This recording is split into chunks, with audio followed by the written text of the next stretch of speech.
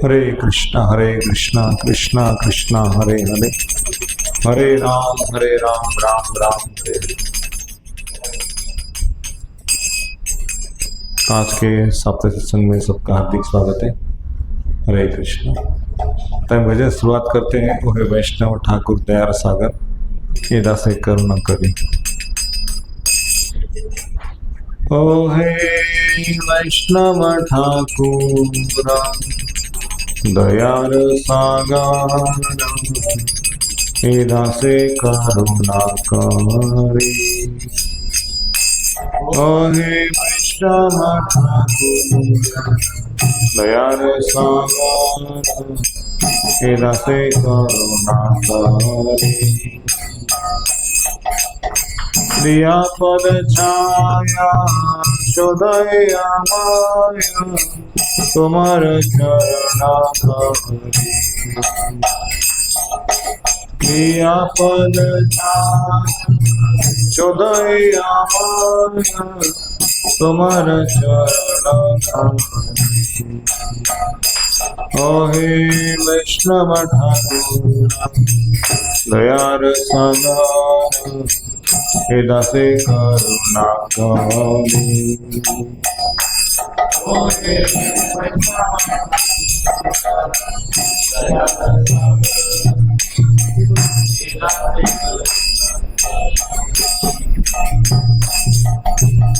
क्षय वेगनामी क्षय दोष शोधि, क्षय गुण देहनासे। क्षय वेगनामी क्षय दोष शोधि, क्षय गुण देहनासे।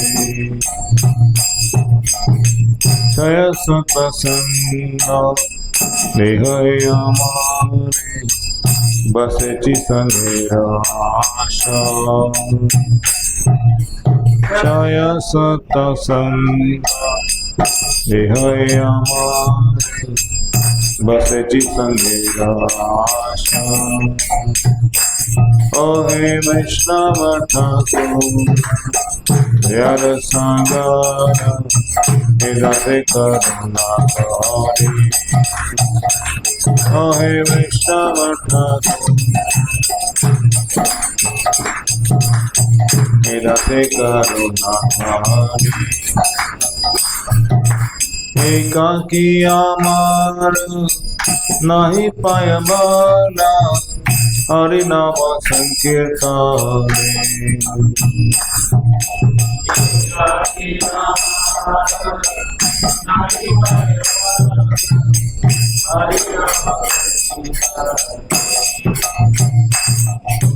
तुम्हें कृपा करी श्रद्धा बिंदु दिया, देह कृष्ण नाम गाने।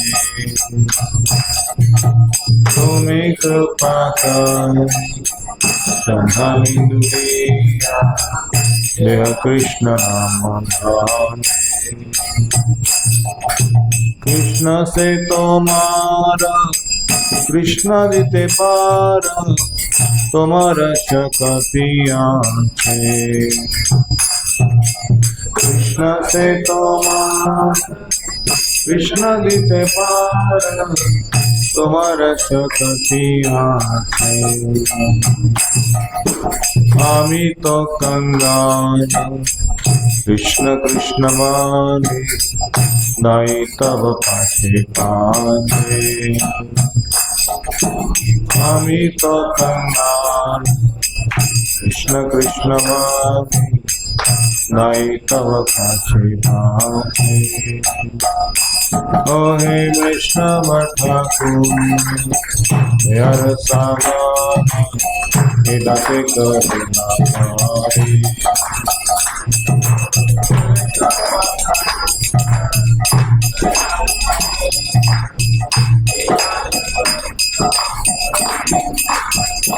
ओ हे वैष्णव ठाकुर दयार सागर, हे दासे करुणा करी।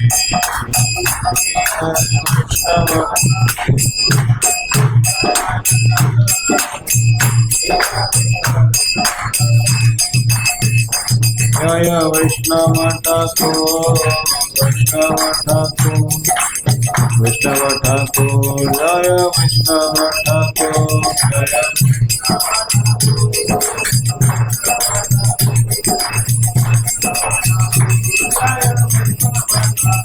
जय मुक्ति विनोद ठाकुर भक्ति विनोद ठाकुर बसविनोद ठाकुर जय बसविनोद ठाकुर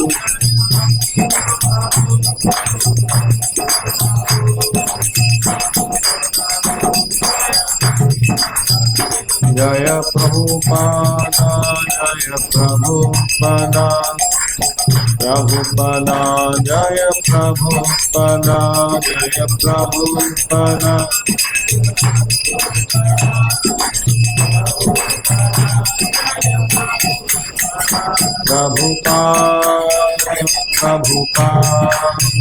प्रभुपाद जय जय प्रभुपाद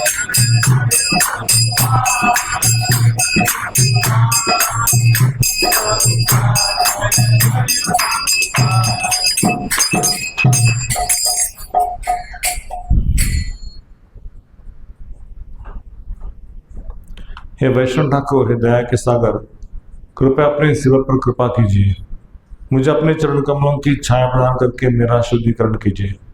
मैं आपके चरणों को अपने हृदय में धारण करता हूँ। मुझे 6 प्रकार के वेगों को सहन करना सिखाइए। मेरे 6 दोषों में सुधार कीजिए। मुझे 6 गुण प्रदान कीजिए और मुझे 6 प्रकार का साधु संग प्रदान कीजिए। मुझ में अकेले भगवान के पवित्र नामों का कीर्तन करने की शक्ति नहीं है। कृपया श्रद्धा की मात्र एक बूंद प्रदान करके मुझे सौभाग्यशाली बना दीजिए, क्योंकि उससे मैं कृष्णा रूपी खजाना प्राप्त कर सकता हूँ। कृष्ण आपके हैं, आपके अंदर जिसे चाहे उसे कृष्ण प्रदान करने की शक्ति है। मैं कंगाल हूँ और केवल कृष्ण कृष्ण चिल्लाता हूँ, आपके पीछे पीछे दौड़ रहा हूँ। सुभद्रा ठाकुर ने बहुत सुंदर भजन लिखा है। किस प्रकार से भगवान का नाम जप करने से पहले इन प्रार्थनाओं को गाना चाहिए। एखो न भुजिनो प्रभु तोमार चरण, एखो न भुजिनो प्रभु तोमार चरण, अशोकमयामृता पूर्ण सर्वखण्ड, अशोकमयामृता पूर्ण सर्वखण्ड, सकल छाड़िया तुम्हारा चरण कमले,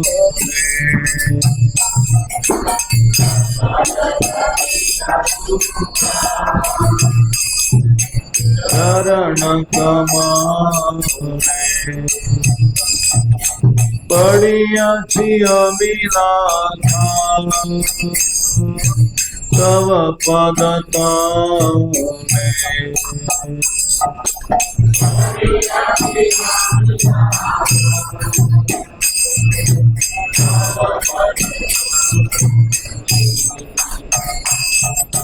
तव पाद पद्मनाथ रखिबे हमारे,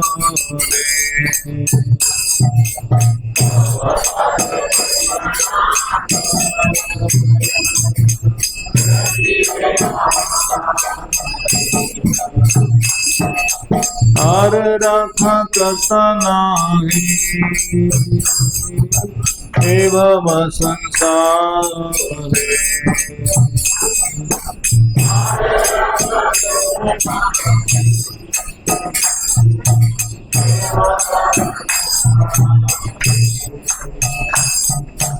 आमी तव नित्य दासा जानी नुए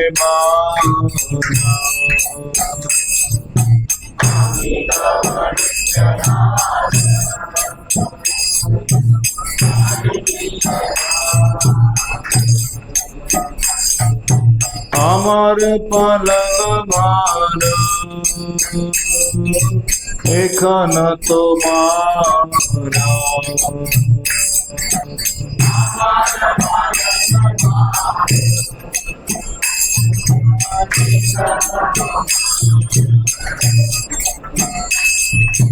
बड़ा दुख पाइया स्वतंत्र जीवन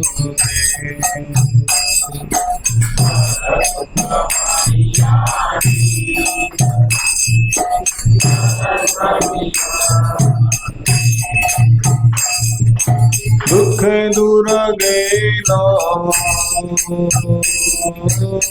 बन मना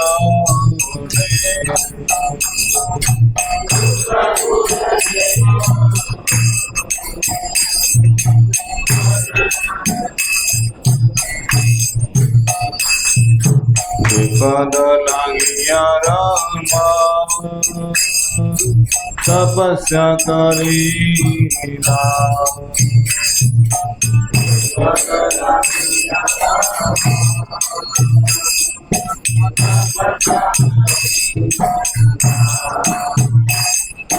विपद पाइय शिवा शिवत्पल मीरा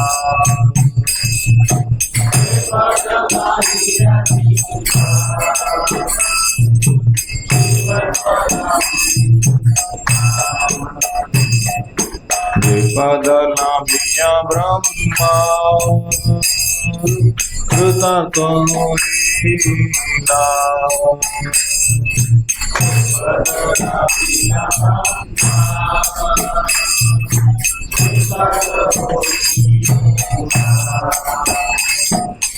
विपद नारद मुनि हृदय धरीला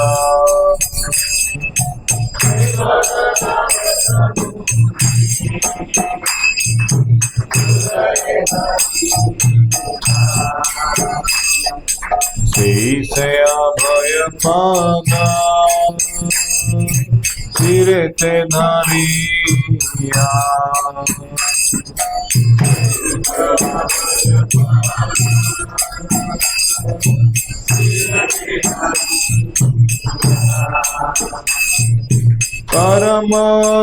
परमानंदनाथी पद गुण गाइया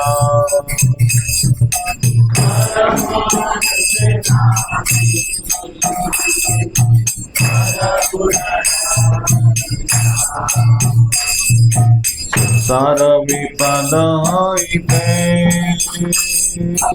अवश्य उद्धार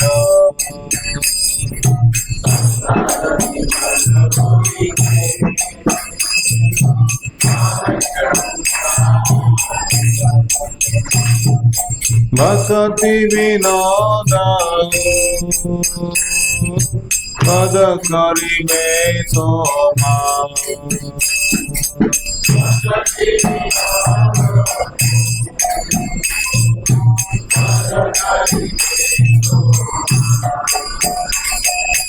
एकन भुजिन प्रभु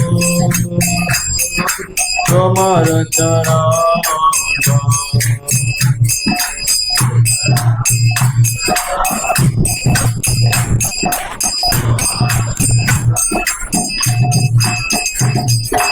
अशोक भयामृता पूर्ण सर्वकाम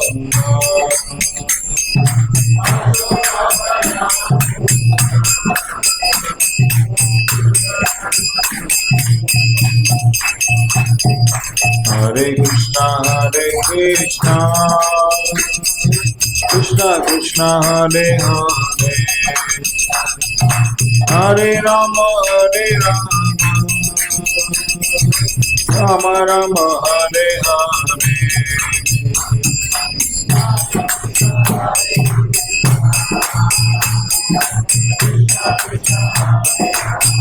गौर हरि बोल।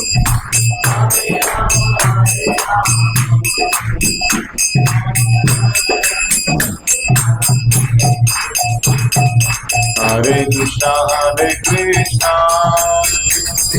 Krishna Hare Hare, Hare Rama Rama Rama Hare Hare.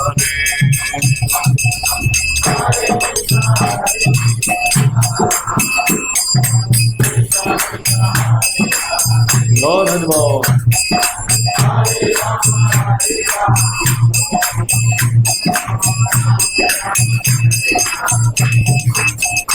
Jaya Rama Rama Rama Rama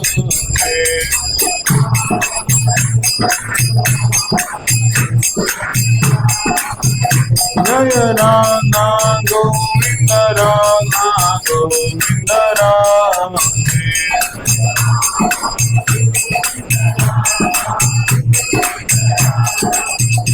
Jaya Gaura Nitai, Gaura Nitai, Gaura Nitai, Jaya Gaura Nitai.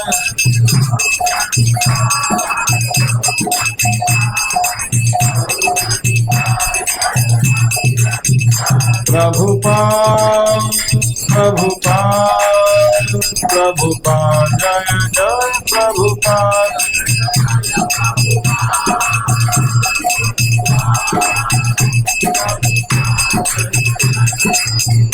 Nitai Gaur Hari Bol, Hari Bol, Hari Bol, Nitai Gaur Hari Bol.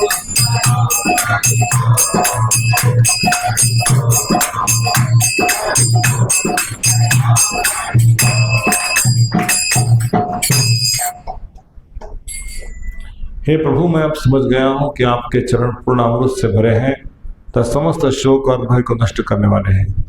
अपना सर्वस्व उन चरण कमलों पर समर्पित करके मैं आपके पादपद्मों की शरण ग्रहण करता हूँ। हे नाथ, आपके चरण कमल निश्चित ही में रक्षा करेंगे। ये जन्म मृत्यु के संसार में उनका अतिरिक्त मेरा अन्य कोई संरक्षक नहीं है। अंततः मैं जान गया कि मैं आपका नित्य दास हूँ। अब मेरे पालन का पूरा भार आपके ऊपर है। आप स्वतंत्र जीवन व्यतीत करके मैंने दुख के अतिरिक्त अन्य कुछ नहीं पाया, किंतु अब आपके चरण कमलों को स्वीकार करने से मेरे सभी दुख दूर चले गए हैं। आपके चरण कमलों पर स्थान प्राप्त करने के लिए लक्ष्मी जी ने कठोर तपस्या की। आपके चरण कमलों को प्राप्त करने पर ही शिव जी को अपना शिव प्राप्त हुआ। आपके चरण कमल प्राप्त होने पर ब्रह्मा जी की इच्छाएं पूरी हुई। इन्हीं चरण कमलों को श्री नारद मुनि अपने हृदय में धारण करते हैं। अभय प्रदान करने वाले उन्हीं चरण कमलों को मैं अपने सिर पर धारण करता हूँ और परम आनंद में नाचते हुए उनकी महिमाएं गाता हूँ। आपके चरण कमल निश्चित ही भक्ति विनोद का इस संसार की विपदाओं से अवश्य उद्धार करेंगे। ये सुंदर सा भजन श्री भक्तिविनोद ठाकुर ने लिखा है। तो आइए हम आज प्रभुपाद जी का ग्लोरिफिकेशन पार्ट 2 जारी रखते हैं कि बहुत सारी कथाएं बाकी रह गई तो हमें कम मिल गया लास्ट टाइम। तो प्रभुपाद जी का जो जीवन है, जैसे हम किसी फ्रीडम फाइटर देशभक्त का स्कूल से बोलते थे उनके बारे में, और उनको बड़ी रोमांच लगता था जब स्टेज पे आते थे महात्मा गांधी के बारे में बोलना है या सुभाष चंद्र बोस, लाल बहादुर शास्त्री, ऐसे नेताओं के बारे में बोलना है तो बड़ा रोमांच लगता था। लेकिन वास्तव में जो महात्मा होते हैं, जो संसार में उनका उद्धार करने के लिए आते हैं, जन्ममृत्यु के चक्रों से बाहर निकलने के लिए, उनका गुणगान सुनने से मुक्ति के डोर ओपन हो जाते हैं। इनका गुणगान सुनने से कुछ फायदा नहीं होगा।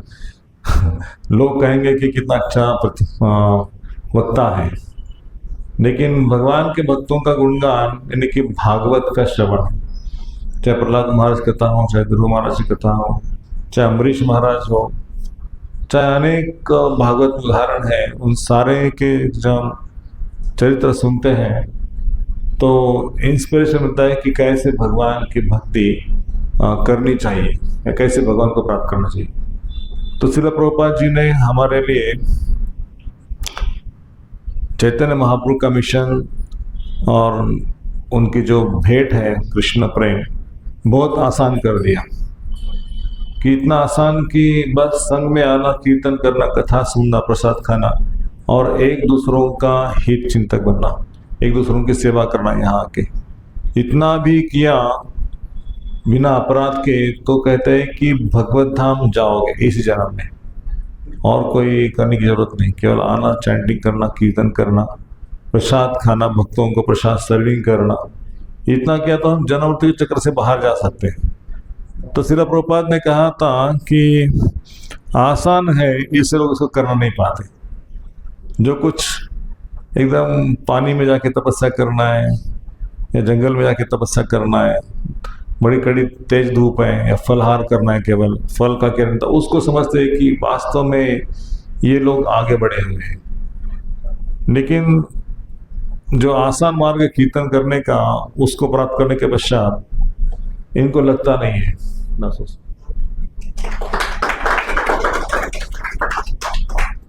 श्रील प्रभुपाद की जय।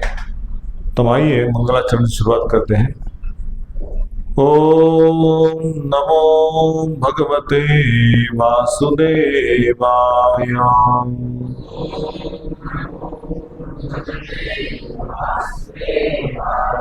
ओम नमो भगवते वासुदेवाय।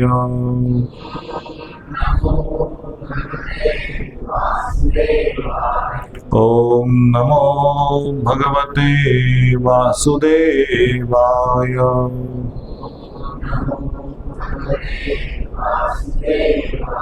ओम अज्ञानतिमिरान्धस्य ज्ञानाञ्जनशलाकया चक्षुरुन्मिलितां येन तस्मै श्रीगुरवे नमः। श्रीचैतन्यमनोभीष्टं स्थापितं येन भूतले स्वयं रूपा कदा मह्यं ददाति स्वपदान्तिकम्। वन्देऽहं श्रीगुरो श्रीयुतपदकमलं श्रीगुरुं वैष्णवांश्च श्रीरूपं सागरजातं सहगण रघुनाथान्वितं तं सजीवं साद्वैतं सावधूतं परिजनसहितं कृष्णचैतन्यदेवं श्रीराधा कृष्णपदान् सहगण ललिता श्रीविशाखान्वितांश्च वाञ्छाकल्पतरुभ्यश्च कृपा सिन्धुभ्येव च पतितानां पावनेभ्यो वैष्णवेभ्यो नमो नमः। नमः ॐ विष्णुपदाय कृष्णप्रेष्ठाय भूतले श्रीमते भक्तिवेदान्त स्वामी इति नामिने। नमस्ते सारस्वती देवे गौरवाणी प्रचारिणे निर्विशेषा शून्यवादी पाश्चात्यदेशतरणे। नमो महामदन्याय कृष्ण प्रेम प्रदायते कृष्णाय कृष्ण चैतन्य नामिने गौरत्विषे नमः। हे कृष्णा करुणा सिंधो दीनबंधो जगत्पते गोपेश गोपिका कांत राधा कांत नमोस्तुते। तप्त कांचन गौरांगी श्रीराधे वृंदावनेश्वरी वृषभानुसुते देवी प्रणमामि हरिप्रिये। जय श्री कृष्ण चैतन्य प्रभु नित्यानंद श्री अद्वैत गदाधर श्रीवासादि गौर भक्तवृंद। हरे कृष्णा कृष्णा कृष्णा हरे हरे, हरे राम राम राम हरे हरे। हरे कृष्णा कृष्णा कृष्णा हरे हरे, हरे राम राम राम हरे हरे। हरे कृष्णा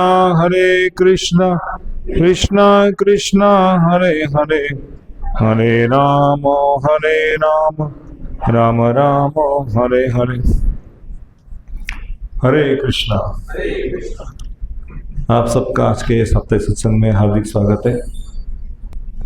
बहुत खुशी है कि हमारा भक्त परिवार एकजुट से सेवा में, श्रवण में, कीर्तन में एक साथ मिलके भगवान का गुणगान करने के लिए उत्सुक हैं और एकत्रित आके भजन कीर्तन में लग जाते हैं, दूसरों को प्रेरणा देते हैं। तो जगत में सबसे बड़ा सुख है कि भक्तों का संग प्राप्त होना और कुछ नहीं। इसलिए श्रील प्रभुपाद की कृपा समझना चाहिए कि जो मोशी सेंटर हमें मिला है, राधा रमन जी का सर्विस मिला है, तो इसमें श्रील प्रभुपाद जी के चरणों में यही प्रार्थना करनी चाहिए कि जन्मे जन्मे यही अभिलाषा है ना। तुलसी महारानी को हम बोलते हैं कि हमें सेवा अधिकार दीजिए, करो निज दासी। वैसे आपके चरणों में हमें सेवा का अधिकार दीजिए। आपके चरणों में एक 10 पार्टिकल है ना मिट्टी का कण बन के रहे और आपको आनंद दे। तो गीता जयंती का महीना भी इसको कहा जाता है, मार्गशीर्ष महीने को। इस महीने में 1 तारीख को परसों गीता जयंती है। तो श्रील प्रभुपाद ने देश विदेश में इस भगवद्गीता के माध्यम से कृष्ण भावना का प्रचार किया और सरल भाषा में गीता सबको प्रदान किया, इंग्लिश हो या हिंदी हो, मराठी हो, लेकिन जो अंदर का कंटेंट है वो बहुत महत्वपूर्ण है। बड़े बड़े तात्पर्य नहीं, समझे जैसे छोटे छोटे तात्पर्य हैं। लेकिन इस गीता को पहले भी बहुत सारे कॉपीज मार्केट में थे, लेकिन पढ़ने के बाद भी कोई कृष्ण का भक्त नहीं बना था, कृष्ण को जान नहीं पाया था। तो इसलिए हमें ऐसे आचार्यों का गुणगान सुनना चाहिए। और प्रभुपाद जी का एक गीता का प्रसंग आता है कि प्रभुपाद जी गीता को प्रिंटिंग करने के लिए बहुत ही उत्सुक थे। जो विदेश में गए थे उनके पास सिर्फ गीता लिखी हुई थी, पेपर्स नोट्स थे, लेकिन उसको प्रिंटिंग नहीं किया था। तो भारत में उनको एक उनका फॉलोअर मिल गया था, एलन जीन्सबर्ग। तो उनके साथ उनका वार्तालाप होता था। तो प्रभुपाद जी को उन्होंने एक हारमोनियम भेंट किया था बजाने के लिए, कीर्तन करने के लिए। तो प्रभुपाद खुश थे। उन्होंने हरे कृष्ण कीर्तन उनके साथ किया था, कुछ बुक्स पढ़ा था प्रभुपाद जी के, और बड़े अच्छी मैत्री कह सकते हैं। शिष्य तो नहीं बना था, लेकिन मैत्री स्थापित हो गई थी। तो प्रभुपाद जी को लगा कि ये व्यक्ति जो है वो कृष्ण भावना का प्रचार करने के लिए उत्सुक है और इसको मैं अपने गीता के मैन्युस्क्रिप्ट दिखाता हूँ, और ये भारत में नहीं लेकिन पाश्चात्य जगत में इसका प्रिंटिंग करवा सकता है। तो उसको अपने कुछ नोट्स बताएं कि आप है ना इसको प्रिंटिंग करवाने के लिए कोशिश कीजिए। तो बहुत ही स्वभाव से वो दयालु था और उत्साही भी था सेवा करने के लिए। तो चैंटिंग थोड़ा बहुत करता था। तो प्रभुपाद को लिखा मैं इसको कर सकता हूँ, आप मुझे दे दीजिए। तो बहुत सारे पब्लिशर्स के पास गया वो और सबको अपने मैन्युस्क्रिप्ट दिखाया कि इसको भगवद गीता कहते हैं, इसको प्रिंट करवाना है। तो किसी ने उसको मतलब जाना नहीं, समझा नहीं, किसी ने मना की नहीं नहीं ठीक है, इसको हम प्रिंट नहीं करवाएंगे। बाहर के विदेशों में गीता में क्या लिखा है पता नहीं, गीता कैसे लोगों के जीवन बदलाव कर सकती पता नहीं है।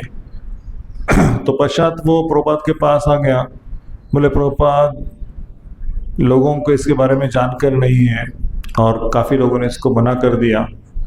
तो प्रभुपाद ने उससे मैन्युस्क्रिप्ट ले लिए, बोले ठीक है। उसके पश्चात प्रभुपाद के दूसरे शिष्य का नाम था राय राम, बीटी जी के संपादक थे, एडिटिंग का काम करते थे, बीटी जी को प्रस्तुत करते थे, मंथली मैगजीन लिखते भी थे।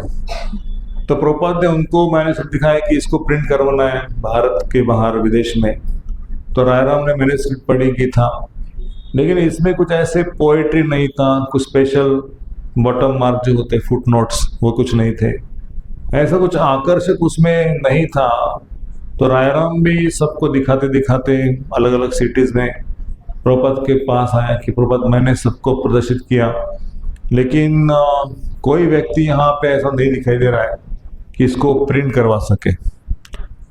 तो रायराम ने प्रभुपाद को फिर से नोट्स दे दिए। तो प्रभुपाद के इसके रायराम के पश्चात ब्रह्मानंद जो प्रभुपाद के डिसाइपल हैं वो आ गए, और प्रभुपाद जी ने ब्रह्मानंद को जिम्मेदारी सौंप दी कि देखो कितना संघर्ष है गीता को प्रिंट करवाने के लिए और हमको इतनी आसानी से मिल गया है। तो प्रभुपाद ने ब्रह्मानंद को जिम्मेदारी सौंपी और प्रभुपाद ने उस गीता को ले लिया और काफ़ी लोगों से मिले वो, जितने लोगों से लोग मिले थे उससे ज़्यादा लोगों से मिले। लेकिन सबने ऐसे कहा कि इस गीता में ऐसा क्या है प्रिंट करवाने के लिए, कौन पढ़ेगा इसको भारत के बाहर इंग्लिश में, तो हम नहीं जानते, हम इतना पैसा लगाएंगे तो उसको लेना वाला चाहिए, मार्केट होना चाहिए। तो किसी ने मना कर दिया।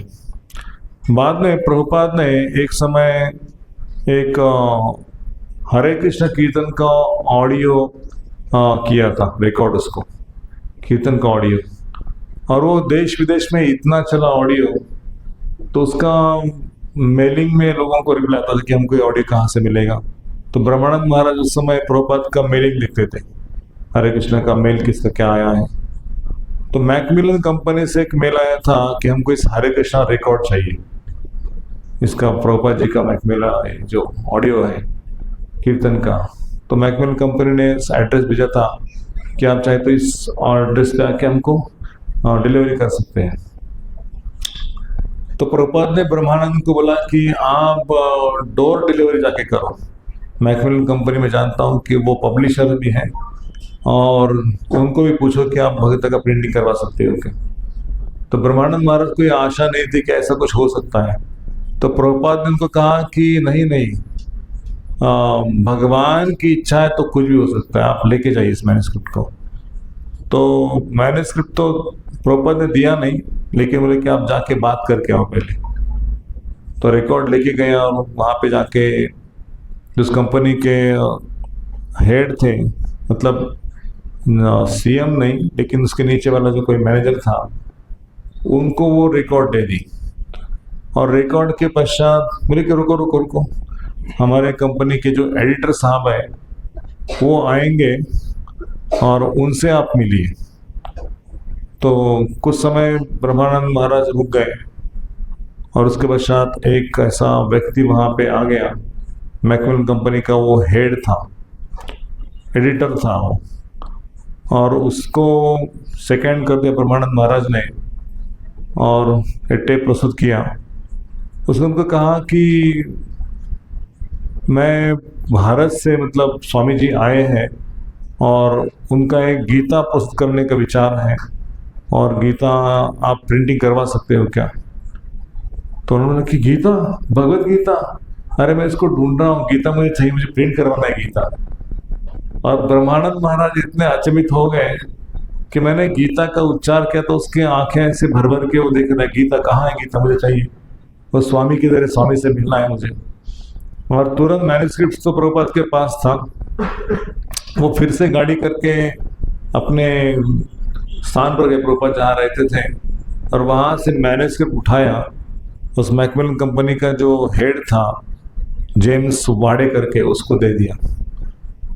तुरंत उसने मैकमिलन कंपनी से ऑर्डर करके उसको प्रिंट करवाए भगवता एज इट इज।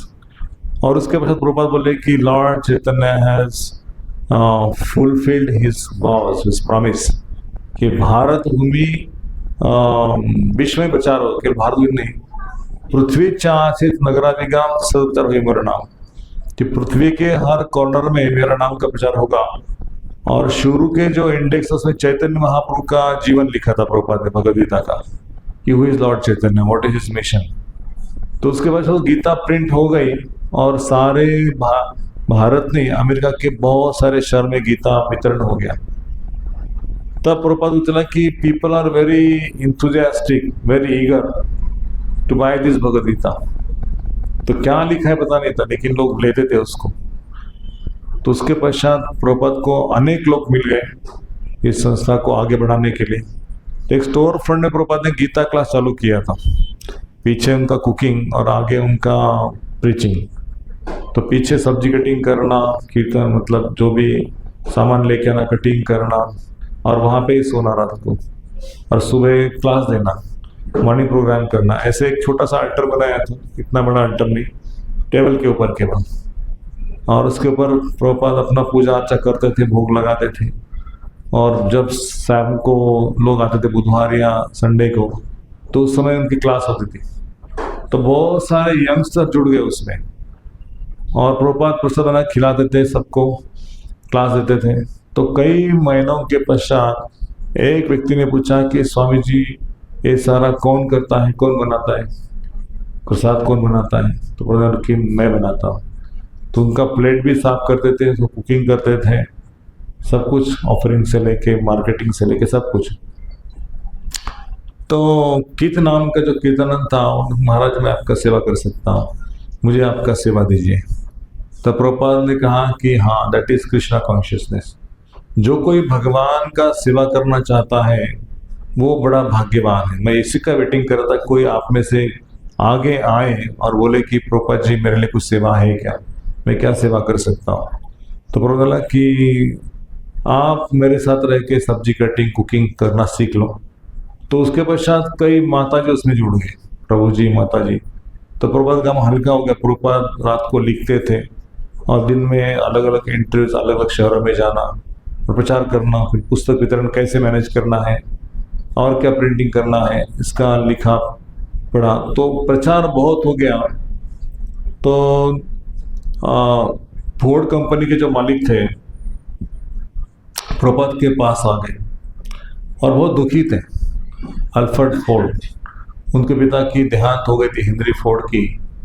तो संकट में थे। तो बोला प्रभुपाद जी कि मैं बहुत दुखी हूँ, मुझे कोई रास्ता नहीं, my father has died, please give me some solace. तो प्रभुपाद ने कहा कि your father is alive, he is not died. वो जिंदा है, वो मरे नहीं है। अरे वो जिंदा है, मरे नहीं? बोले हाँ वो जिंदा है, द सोल नेवर डाइज। तो बोले आप मेरी क्लास को आते जाओ, मैं आपको गीता सुनाऊंगा। तो क्या मैं मेरे फादर को मिल सकता हूँ क्या? ऐसा विचार था मन में कि फादर को मिल सकता हूँ क्या? प्रभुपाद बोला कि हाँ मिल सकते हैं। तो उसने क्लास चालू कर दी और धीरे धीरे हरे कृष्ण मंत्र का जप किया, 4 नियम पता चले उसके पश्चात। तो उसने अपने कंपनी में हर स्टेशन में हरे कृष्णा टेप जो है ना, उसकी रिकॉर्डिंग लगा दी प्रभुपाद की आवाज में, हरे कृष्णा कृष्णा कृष्णा हरे हरे, हरे राम राम राम हरे हरे। तो इसका जो ऑडियो है वो हर स्टेशन में लगाते थे, ताकि काम करने वाले लोग हैं ना उसको सुन के उनको लाभ मिले हर एक वर्किंग स्टेशन पे। तो काफी सेमिनार्स भी कंपनी में हो गए और पश्चात हरे कृष्ण मूवमेंट जोर से विदेश में चला, एकदम जोर से, पिकअप टाइम था उसमें। तो लास्ट क्लास मैंने कहा कि पता नहीं, लेकिन उसके पश्चात तो रथ यात्रा का भी प्रारंभ हो गया, जन्माष्टमी जैसे महोत्सव मनाना। लंदन में जॉर्ज हैरिसन ने प्रभुपाद को 70 एकड़ लैंड दे दी। उसने टेप सुना प्रभुपाद जी का, बोला कि आई वॉज अमेज्ड, मैंने 300-400 सॉन्ग लिखे हैं और गाए हैं और मेरे सामने 1 लाख लोग नृत्य करते हैं, लेकिन मुझे उससे आनंद नहीं आता, मैं गाता हूँ लोगों के लिए। लेकिन ये जो हरे कृष्ण सॉन्ग का मुझे टेप मिल गया, उसको गाने के पश्चात मुझे अंदर से एक प्रकार से चेतना आ गई। मरा व्यक्ति को जैसे कोई जिंदा करता है ना, वैसे उसको एक चेतना आ गई, दिव्य चेतना। उस दिव्य आनंद में वो पागल होने लगा, और गाना चाहिए और गाना चाहिए, इसमें क्या है ऐसा। तो प्रभुपाद जी क्या बोला कि आपके पास जो ऐसी विद्या है उसको मुझे चाहिए, मुझे आपके शरण में ले लो, मुझे भी शेविंग करना है, आपके आश्रम में रहना है। प्रबंधक की नो, आपका नाम क्या है? हरिसन। हरिसन का मतलब है कि आप हरि, लॉर्ड हरि के संग हो, जहां है वही रहो और कीर्तन करो, लोगों को नचाओ। तो जॉर्ज हैरिसन ने हरे कृष्ण महामंत्र के द्वारा और बहुत सारे सॉन्ग लिखे उसके भगवान के ऊपर, 300 से अधिक सॉन्ग लिखे भगवान के ऊपर, और काफी शहरों में उसने उसका प्रेजेंटेशन किया। तो लोग पागल होते होते नाचते थे जॉर्ज हैरिसन के टेप सुन के। तो प्रभुपाद को उसने 70 एकड़ लैंड दिया, और जो पहला पुस्तक था Krishna supreme personality of God head, तो उसको $5,000 दे दिए। उसने प्रचार नहीं था, प्रिंटिंग के लिए। तो प्रभुपाद जी किसी से पूछते कि डोनेशन देखो, इसको प्रिंट करवाना है। भागवतम का 10वीं स्कंद था, लेकिन उसमें संस्कृत श्लोक नहीं थे, स्टोरी बुक था। तो जॉर्ज हैरिसन ने उनको पैसा दे दिया, $5,000 1970s में। तो उसको प्रिंटिंग करवाए प्रभुपाद, और सारे अमेरिका के शहर में वो बुक गया। उसका राधा कृष्ण का जो फ्रंट पेज था, तो लोग कहते who is this man, who is this boy, who is this girl. तो लोग बोलते ये लव स्टोरी है, एक भगवान है कृष्ण और राधा, उसका लव स्टोरी है, उसको पढ़ो। तो अमेरिका के लोग इसमें पागल, लव स्टोरी मतलब क्या लव स्टोरी इसका, चलो पढ़ते हैं। तो पढ़ने के बाद उनको कृष्णा कौन है, सुप्रीम पर्सनालिटी कैसे है, उसकी जानकारी हो गई। भगवान की मथुरा वृंदावन, जन्म से लेके उनका द्वारका लीला तक सब कुछ। और पश्चात लोग इस्कॉन मंदिर में जहाँ सेंटर है वहां आते रहे, और प्रभुपाद ने जन्माष्टमी, रथ यात्रा, ऐसे बड़े बड़े महोत्सव का आयोजन किया। वहाँ के जो मेयर से उनको चीफ गेस्ट के बुलाते थे, उनके हाथों से आरती करना, उनको प्रसाद खिलाना। तो कोई लोगों ने उनको चर्च गिफ्ट कर दी कि स्वामी जी चर्च खाली पड़ा है, इसका उपयोग कीजिए। तो प्रभुपाद ने बोला चर्च में कुत्ते लोग आते हैं और शीशु करके जाते हैं, कुछ चर्च का काम ही नहीं है। लोग चर्च आना बंद कर देते क्रिश्चियन लोग। तो ऐसे बड़े बड़े वासु थे, उसमें कुछ कार्य नहीं होता था। तो कॉरपोरेशन से उन्होंने लेके सबको ये वासु प्रदान किया प्रभुपाद जी को। एक व्यक्ति के पास गए थे और उनको बोला कि बिल्डिंग का कॉस्ट कुछ उस समय 20 लाख अमेरिकन डॉलर था, है ना। प्रभुपाद ने बोला कि इसको हमको खरीदना है। और उस समय ये जो गिरिराज महाराज, तमाल कृष्ण महाराज, ऐसे 15-20 सन्यासी लोग थे। तो उनको बोला कि इसको खरीदना है, इसका जो ओनर है इसको बात करेंगे। तो उसको बेचना था। तो प्रभुपाद जी वहाँ पे गए और उसे सलाह, कितना कॉस्ट है? 20 लाख अमेरिकन डॉलर। प्रभुपाद ने बोला आई एम अ सन्यासी, आई एम अ बेगर। वैसे मेरे पास कुछ नहीं है, लेकिन मैं थोड़ा बहुत आपको, और कुछ भी नहीं था उनके पास, लिटरली 2 लाख अमेरिकन डॉलर होगा तो सौदा कर सकते हैं, लेकिन कुछ भी नहीं प्रभुपाद के पास। इसको मुझे खरीदना है, तो कितना दे सकते हैं? प्रभुपाद ने बोला कि अभी तो कुछ नहीं मेरे पास लेकिन मैं जितना है उतना दे दूंगा आपको। ऐसे तो आपको मुझे फ्री में देना चाहिए, मैं एक सन्यासी हूँ और मेरे पास कुछ नहीं है, मैं आपको भगवान की सेवा में इसको लगाना चाहता हूँ, मुझे आप गिफ्ट कर दीजिए। तो वो इतना मालिक ये हो गया है कि स्वामी कैसे मुझे गिफ्ट कर दो, बोलता है कि इतना बड़ा 20 लाख अमेरिकन डॉलर का है, इसको कैसे गिफ्ट करें। तो प्रभुपाद का जो एम था ना, बहुत बड़ा एम था, छोटा छोटा कुछ विचार नहीं करते, पूरा विश्व का विचार करते थे। और उनको पीछे क्या शक्ति थी? भगवान की शक्ति। उनको पता था कि मैं जो कहूंगा वो कृष्ण उसके साक्षी है कि कृष्ण उसकी इच्छा को पूरा करेंगे। तो उस व्यक्ति ने कुछ समझा नहीं, कुछ नहीं, बहुत निगोशिएशन हो गया और 2 लाख अमेरिकन डॉलर तक तो आ गया। फिर गिरिराज महाराज को इनको बोला कि आप इसका व्यवस्था कर दो। फिर पश्चात उन्होंने कहाँ से कुछ पैसा लेके उसको दे दिया, लेकिन बड़ी वास्तु 20 लाख की 2 लाख में तय करते थे।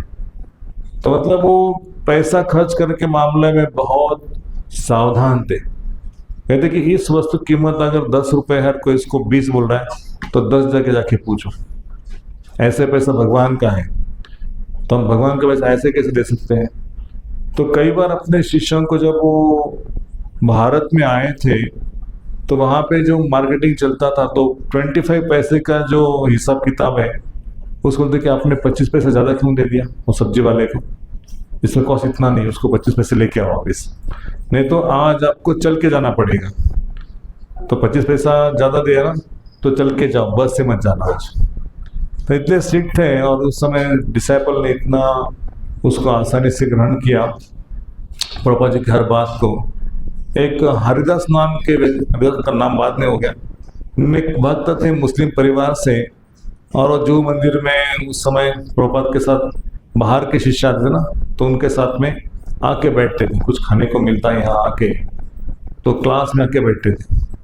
और थोड़ा उनका एक बिजनेस था कि चोरी करना, है ना, कुछ मिल गया तो लेके जाना सेंटर में आके या मंदिर में आके।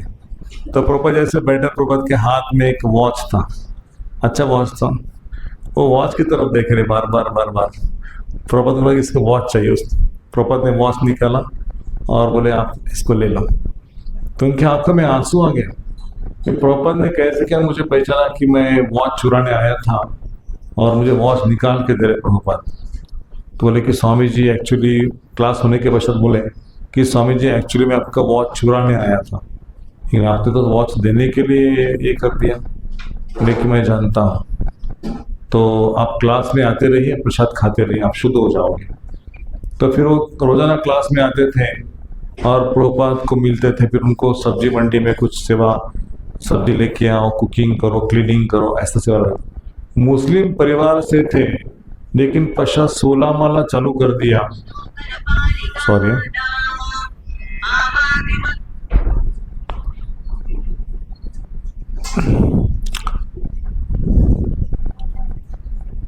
पश्चात उन्होंने जब चालू कर दिया और बड़े अच्छे भक्त बन गए। तो इस्कॉन का जो हरे कृष्ण टेलीविजन चैनल है ना, वो चैनल उन्होंने प्रस्तुत किया। 1990s के बाद इस्कॉन टेलीविजन आ गए। तो प्रभुपाद के सारे जो वीडियोस हैं, ऑडियोज हैं, उसको सबको टेलीकास्ट किया, बड़े भक्त बन गए। तो मतलब ऐसे सोच रहे थे उनके मन में कि मैं वैष्णव बन जाऊंगा। तो बार बार जब करते थे, कीर्तन करते थे, पुस्तक वितरण करते थे, प्रभुपाद जी का हर एक चीज साफ सफाई करके धो के रखते थे। एक बार प्रभुपाद जी अपने मुंबई के पास टाइम उसमें, तो अपने क्वार्टर में बैठे थे, उनका मीटिंग चल रहा था सब सन्यासियों का। तो प्रभुपाद ने कहा कि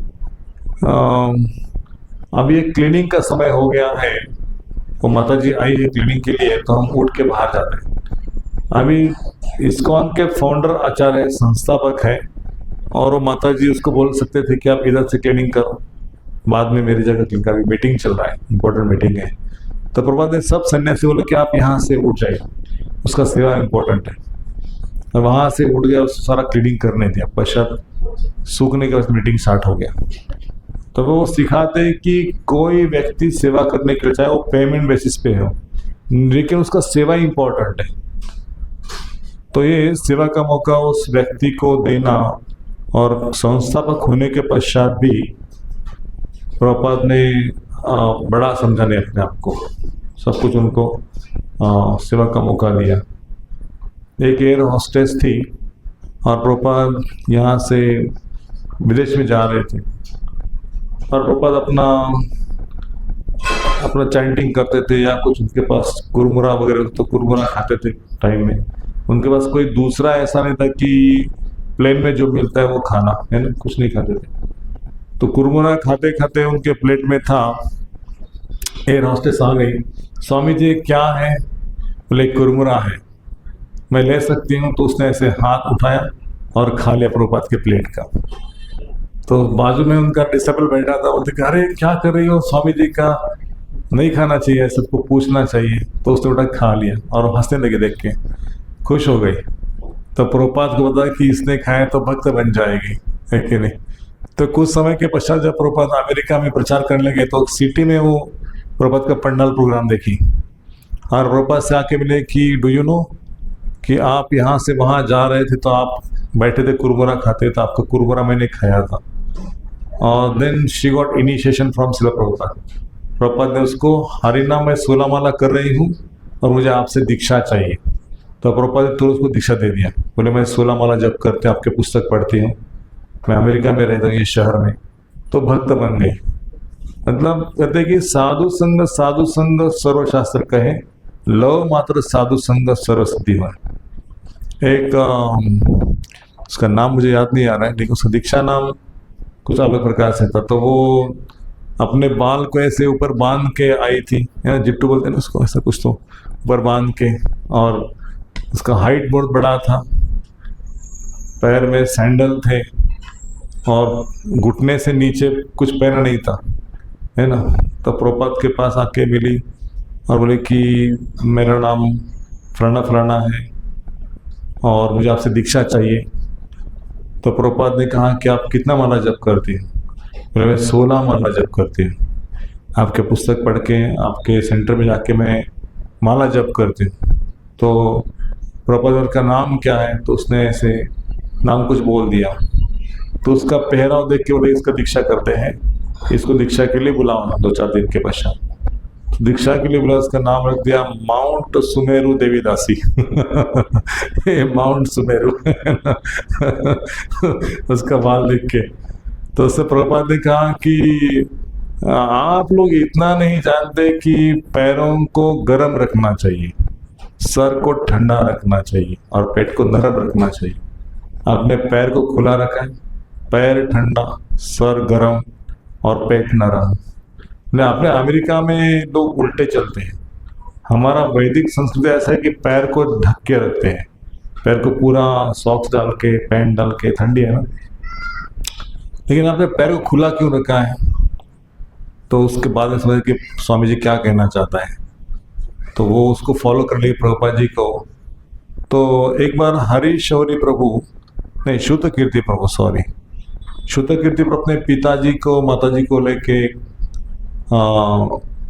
लंदन के टेम्पल में आए थे, और वहाँ पे सब मंदिर पिताजी को दिखाया, माताजी को दिखाया, डिटीज का दर्शन करवाए, किचन, ये प्रसादम हॉल, ये डिटीज जो डिटीज है सबका दर्शन करवाया, और सब मंदिर घुमाया, गार्डन इत्यादि।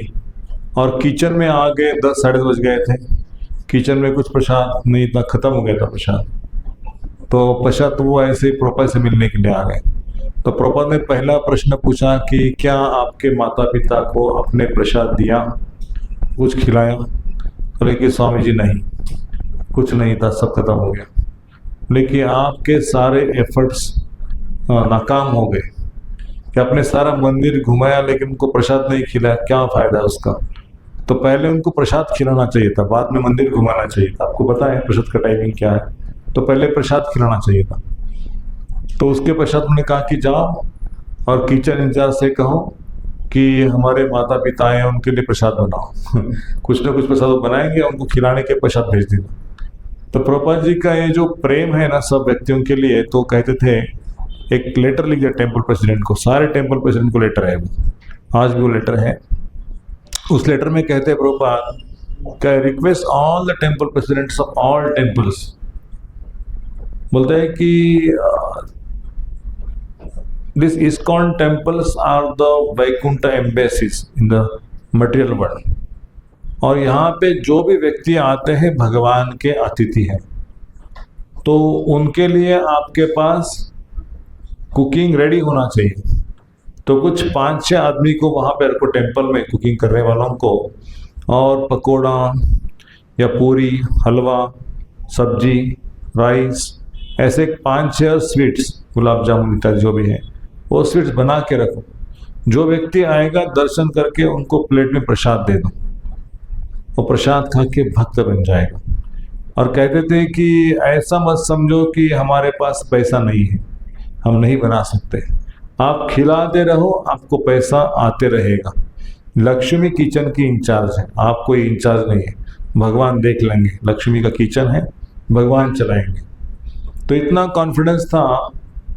तो देना चाहिए समाज को, लेना नहीं चाहिए, देना चाहिए। एक बार एक लेटर लिख दिया कि when the money comes, my guru Maharaj used to tell me that distribute और expand that money in some projects. उसको पैसा बैंक में मत रखो, भगवान के सेवा में उसको लगा दो। जमीन ले लो, प्रिंटिंग करो पुस्तकों का, प्रसाद बांटो, कोई गरीब लोगों की सेवा करो, लेकिन पैसा हमको इकट्ठा नहीं करना है, हमको समाज से लेना है, समाज को देना है। एक बार स्वामी जी को पूछा कि स्वामी जी आप अमेरिका में क्यों आए हैं? तो आप ब्रेन वॉशिंग मूवमेंट है आपका, आप लोगों का ब्रेन वॉश कर रहे हैं। तो प्रभुपाद ने कहा सही है, ब्रेन वॉशिंग मूवमेंट है, क्योंकि आपका ब्रेन में बहुत सारा कचरा जमा हो गया है, उस कचरे को निकालने के लिए मैं आया हूँ। मतलब ऐसे उत्तर देते, हजार जवाब भी बोलते उसको कि कैसे उत्तर देना है, रिपोर्टर को वो जानते थे। तो बात है कि आपके कितने डिसाइपल्स हैं? प्रभुपाद ने कहा कि thousands and millions of disciples, 10s and thousands of disciples. एक भी डिसाइपल नहीं था, दीक्षा नहीं हुई किसकी, तो लेकिन 10,000 से अधिक डिसाइपल है और 100 से अधिक टेम्पल है। और पश्चात जब प्रभुपाद जी के 100 से अधिक टेम्पल हो गए, 10,000 से भी अधिक डिसाइपल हो गए, तो प्रभुपाद ने केवल बोला था, उस समय नहीं था, लेकिन वास्तव में हो गया। तो ये हम देखते हैं कि बड़ी सोच, बड़ा विचार, और विश्व का हमारा एक ये है ना कि विश्वची माझे घर, ये संकल्पना भारत में ही केवल, और कहीं नहीं है, नहीं तो सेक्टेरियन लोग हैं। तो एक बार किसी को पूछा कि have you come to America to change the religion, Christian लोगों को हिंदू बनाने के लिए? प्रभुपाद ने नहीं बोला, Jesus Christ is my god brother and we are preaching the message of god. You may follow Christianity, you may follow Islam, you may follow this and that, Judaism, this and that, but just chant the holy name of the Lord. ये कलयुग का एक धर्म है। अगर आप नाम जप करते हो तो आपको भगवान का अनुभूति होगा आपके जीवन में, भगवान जी आपको प्रेम करेंगे। तो कहते हैं इस जगत में सब लोग सुख पे पीछे हैं, सब लोग प्रेम के पीछे हैं, सब लोग सुख ढूंढ रहे हैं। तो जॉर्ज हैरिसन लिखते अपने बुक में, किसी को सुख पता नहीं कि सुख कहाँ है, और सुख का जो स्रोत है वो स्रोत है भगवान श्री कृष्ण, सुख के सागर है। यदि सबको श्री कृष्ण मिल जाएंगे तो उनका सुख ढूंढना बंद हो जाएगा। पास में पैसा कमाते हैं, घर बनाते हैं, गाड़ी लेते हैं, या जो भी कपड़े लेते हैं, किसके लेते हैं? हमें लगता है कि हम सुखी बन जाएंगे ये सब खरीदने के अनुसार, लेकिन कोई सुखी नहीं बना। तो बोलते हैं कि मटेरियल प्लेजर जो टेम्पररी है, लेकिन जो स्पिरिचुअल प्लेजर है, आध्यात्मिक आनंद है, वो लॉन्ग लास्टिंग है, खत्म नहीं होता। इसलिए यदि किसी को कृष्ण मिल जाए, कृष्ण का नाम मिल जाए, कृष्ण की सेवा मिल जाएगी, तो अंदर से खुश होगी, बाहर से नहीं। और सबको कृष्ण लेना चाहिए। तो हरीश्वरी नहीं, इनका नाम क्या, श्रुतकीर्ति प्रभु, श्रुतकीर्ति प्रभुपाद के पर्सनल सेक्रेटरी रहे और काफ़ी सेवा की उन्होंने। तो प्रभुपाद का कुकिंग करना, उनके कपड़े वॉश करना, उनका बैग भरना, उनको जहाँ जाना है वहाँ उनकी व्यवस्था करना निकलने के लिए, तो उनको लगता था कि मैं प्रभुपाद के साथ हमेशा हूँ। लेकिन ये लोग ना टेम्पल बना रहे हैं, प्रीचिंग कर रहे हैं, आने के लोगों को भक्ति में ला रहे हैं, कोई कुकिंग करता है, कोई संकीर्तन करता है, कोई पुस्तक करता है। मैं तो प्रभुपाद के साथ में बैठा, कुकिंग किया, बर्तन साफ किया, ये किया वो किया, मैं कुछ ऐसा सिग्निफिकेंट सेवा नहीं कर रहा हूँ। तो मुझे ना ये सेवा छोड़ के दूसरा को सेवा चाहिए। तो प्रभुपाद जी को आके बोले कि प्रभुपाद जी कि मुझे आपसे कुछ कहना है। सब लोग रिपोर्ट करते थे कि इतना प्रीचिंग हो गया, इतना प्रीचिंग हो गया, इतने लोग भक्त बन रहे, ये फेस्टिवल वो फेस्टिवल।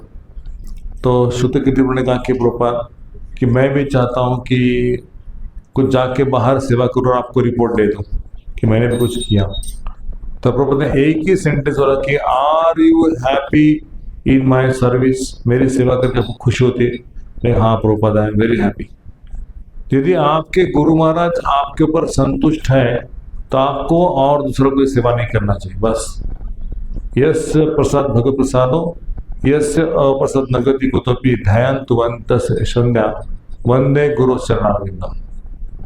यदि आध्यात्मिक गुरु पसंद है आपके ऊपर, तो आपको दूसरा कुछ सोचना नहीं चाहिए कि मैं ये करना चाहता था, वो करना, मैंने कुछ नहीं किया, कुछ नहीं किया। एक बार एक डिसाइपल को सेवा दी थी वृंदावन टेम्पल में कि आप जाके वहाँ पे कृष्ण बलराम का टेम्पल बनाओ। तो वो चला गया और वहाँ पे जो डिज़ाइन वगैरह थे उनके साथ मिलके इंजीनियर्स उसके साथ काम करने लगा। तो दिन भर से काम था कि ईंट कितनी आई, सीमेंट कितना आया, लोहा कितना आया, फिर पगार करना लोगों का, पेमेंट करना, सब मैनेज करना, टेम्पल को पानी से लेके सब कुछ देखना। तो दिन भर उसका ऐसा समय निकलता था, सुबह 6 से रात को 8 बजे 9 बजे तक कंसल्ट चलता ही था। तो बहुत थक गया और प्रभुपाद जी को बोला कि प्रभुपाद चैंटिंग नहीं हो रहा है, मैं वृंदावन में हूँ लेकिन मेरा 16 माला नहीं होता। प्रभुपाद ने कहा कि आपका 16 माला इम्पोर्टेंट नहीं है, कृष्ण बलराम का मंदिर मुझे इम्पोर्टेंट है। आप 16 माला मत करो, लेकिन ये पूरा जो आपको दिया है जब उसको निभाओ, आप भगवत धाम चले जाओगे। मतलब प्रभुपाद को इतना गारंटी था कि जो सेवा कर रहा है ना, ठाकुर जी उसको भगवत धाम लेके जाएंगे यदि वो मेरी आज्ञा का पालन कर रहा है। तो उसको बोला कि आप चैंटिंग का फिक्र मत करो, कृष्ण आपको भगवत धाम लेके जाएंगे। तो तब से उसने पूरा अपना जो शक्ति था उसको सेवा में लगा दिया कि स्वामी जी का इच्छा है वो पूरा करना चाहिए। तो कुछ कुछ ऐसे लोग थे कि जो अपना हेलीकॉप्टर छोड़ के, बरसाना महाराज जो है ना, अपना हेलीकॉप्टर छोड़ के प्रभुपाद का पुस्तक पढ़ के आए थे प्रभुपाद जी को मिलने के लिए। हेलीकॉप्टर छोड़ दिया पुस्तक पढ़ के और प्रभुपाद जी को आके मंदिर मिले, लेकिन मैं आपका ये जर्नी ऑफ सेल्फ डिस्कवरी पुस्तक पढ़ा हूँ और मुझे आपके मूवमेंट में ज्वाइन करना है। तो प्रभुपाद ने बोला वेलकम, तो यहाँ पे रहो, प्रसाद खाओ, कीर्तन करो। और वहाँ पे रहते रहते वो अपना बिजनेस, अपना सब कुछ भूल गए। और वहाँ पे क्या चलते, जेसीबी चलाते थे, जेसीबी चलाते हैं ना, वैसे न्यू वृंदावन के लिए जो 500 एकड़ का लैंड था उसको ठीक करने के लिए, मंदिर बनाने के लिए 12-12 घंटे जेसीबी चलाते थे। ऐसे बड़े बड़े लोग आते थे और प्रभुपाद का इतना प्यास कुछ लगता नहीं था, मतलब लग गए तो पूरा एरिया कवर करना है। तो प्रभुपाद ने कहा कि my spiritual master has send you for this mission, कि मेरे गुरु महाराज ने आपको भेजा मेरी सेवा के लिए, मैं आपका कृतज्ञ हूँ। तो कई बार लोग पूछते थे उनके डिसाइपल्स, प्रभुपाद हम तो विदेशी हैं, हम तो मांस मच्छी खाने वाले, नशापान करने वाले, मतलब हिप्पी लोग, लेकिन हम कैसे क्या वैष्णव बन गए? तो प्रभुपाद ने कहा कि आई मेड योर क्वालिफिकेशन, मैंने आपको क्वालिफाइड कर दिया। मतलब उन्होंने एक एग्जाम्पल दिया कि जैसे एक लोहा होता है, गरम लोहा, गरम तप्त लोहा एकदम अग्नि के जैसे उसका टेक्सचर है, उसको संपर्क में जो भी आएगा वो अग्नि के जैसा बन जाएगा, है ना। या अग्नि के संपर्क में लोहा आता है तो अग्नि के गुण प्राप्त होते हैं। वैसे ही भक्तों के संपर्क में आने से भक्तों के गुण प्राप्त होते हैं। तो प्रभुपाद ने जिनको जिनको दर्शन दिया, जिनका सेवा का मौका दिया, वो सारे के सारे लोग भगवान के भक्त बन गए। तो एक व्यक्ति, प्रभुपाद का क्लास चालू था और व्यक्ति मतलब कपड़ा धोया नहीं, कभी स्नान किया नहीं, ब्रश नहीं किया, बाल ऐसे ऐसे, तो आके प्रभुपाद के डिसाइपल जो इंद्रदेव महाराज थे उनके पास भूख लगी, कुछ खाने कुछ दे दो। तो उनको देख के ऐसा बदबू आता है ना ऐसे लोगों को देख के। तो इंद्रदेव महाराज ने कहा कि आप उधर रुकिए, आपको मैं प्रसाद कुछ देता हूँ। तो उनको प्रसाद अंदर से ला के उसको खिला दिया, तो खा के चला गया। दूसरे दिन फिर से आ गए, देखिए स्वामी जी मुझे भूख लगी और कुछ प्रसाद दे दो, तो फिर से दिया। और तीसरे चौथे दिन वो आते रहा, उसका अर्थ कि यहाँ कुछ मिलता है, इस कॉन्सेंट्रेट, तो खाते चला गए। लेकिन उसके पश्चात प्रभुपाद और उनके डिसाइपल जो है वो मॉर्निंग वॉक के लिए निकलते थे। तो सुबह निकलते तो उस व्यक्ति को इंद्रदेव महाराज ने देखा, प्रभुपाद ने देखा, बोले कि यही व्यक्ति है जो अपने मंदिर में आता था और यहाँ पे ऐसा पड़ा है, बाल ऐसे बड़े बड़े हैं, कभी ब्रश नहीं किया, कभी स्नान नहीं किया। तो वो जब प्रभुपाद राह से चल रहे तो प्रभुपाद के चरणों में गिर गया, स्वामी जी के चरण छू लिए। तो बाकी डिसाइपल ने बोला कि अरे दूर हटो दूर हटो। तो प्रभुपाद ने कहा कुछ नहीं, इसको लेके चलो साथ में। तो साथ में आके पूरा मॉर्निंग वॉक कवर किया, उसका आश्रम में लेके आया, उसको आश्रम में लेके आए और उसको कहा कि आप जाके शेविंग कर लो, स्नान कर लो। और डिसाइपल कि इसको भी नया सेट दे दो कपड़े का, इसको नया सेट दे दो, कपड़ा दे दो, खाने पीने के लिए अच्छा खिलाओ, उसको शेविंग करा दो, उसका ब्रश करा दो, और ये हमारे आश्रम में रहेगा आज से। और उसको दीक्षा दे दिया प्रभुपाद ने, समझे। दीक्षा दे दिया। और उसके पश्चात उसने बोला कि प्रभुपाद जी मुझे पुस्तक वितरण करना है। दिसंबर का महीना था, सब लोग पुस्तक जाते थे, तो उसने पुस्तक कुछ पढ़ा नहीं था, थोड़ा बहुत लेक्चर सुना था प्रभुपाद जी का, लेकिन उसने कहा कि मुझे भी जाना है इनके साथ में। तो इंद्रदेव महाराज ने बोला कि नहीं नहीं, आप इधर प्रभुपाद जी का सेवा करो, आश्रम में रहो, लेकिन आप बाहर आके कुछ नहीं कर पाओगे। तो प्रभुपाद ने बोला नहीं नहीं, इसको भेज दो पुस्तक के लिए। तो चला गया और उसके पश्चात सारे लोग एक तरफ और वो एक तरफ, कोई उनके साथ में नहीं था, सब डिसाइपल अलग अलग रास्ते पे चले गए। वो अकेला एक चौक में रख के क्या बोल रहा है, जय प्रभुपाद जय प्रभुपाद जय प्रभुपाद। वो दोनों हाथ में गीता लेके लोग आ रहे, उसके पास से गीता लेके जा रहे हैं, कृष्णा मुख लेके जा रहे हैं। उसका सारा बैग खाली हो गया और सब डिसाइपल बाद में आके अपना अपना रिपोर्ट प्रभुपाद को दे दिया। तो प्रभुपाद जी को बहुत खुशी हो गई कि ये जो नया व्यक्ति आया है उसके सारे बुक्स खत्म हो गए। तो उस बाकी डिसाइपल ने कहा आपके सारे बुक्स खत्म हो गए? बोले हाँ सारे बुक्स खत्म हो गए। बोले मैं तो नहीं समझ सकता कि आप उसमें कर सकते हो। तो प्रभुपाद ने बोला कि यस्य देवे पराभक्ति यथा देवथा गुप्तस्य गता वर्ता प्रकाशन्ते महात्मना, कि जिस व्यक्ति की गुरु के ऊपर श्रद्धा है, कृष्ण के ऊपर श्रद्धा है, चाहे अनपढ़ व्यक्ति क्यों ना हो, वो प्रचार कर सकता है। तो उसने क्या कहा, पूछा आपने क्या कहा? मैंने सिर्फ कहा कि जय प्रभुपाद जय प्रभुपाद जय प्रभुपाद। तो मेरी सारी पुस्तकें चली गई, लेकिन इन लोगों ने सारा ज्ञान बताया अंदर का, उनकी पुस्तकें नहीं चली गई। मतलब भगवान ने ऐसा कर दिया कि चाहे आप कितने भी पढ़े लिखे हो, अच्छा एसोटेरिक बोल सकते हो, लेकिन उनकी पुस्तकें नहीं गई उस दिन। और ये व्यक्ति बेचारा नया आया था, एकदम मासूम था, इनोसेंट था, उसकी पुस्तक चले गई। तो ये भगवान का आंदोलन है, और विशेष रूप से गुरु की यदि कृपा है किसी के ऊपर तो व्यक्ति किसी को ही भक्त बना सकता है। जो हमने अभी भजन गाया ना, और वैष्णव ठाकुर दयाल सागर ये दासे करुणा करी कि भगवान उसके पास है, वैष्णव के पास है। यदि वो किसी को देना चाहता है कृष्ण को, तो वो व्यक्ति को भक्त बना सकते हैं। कृष्ण उसके हाथों में कठपुतली जैसे, वो चाहे तो उसको भक्त बना सकता है।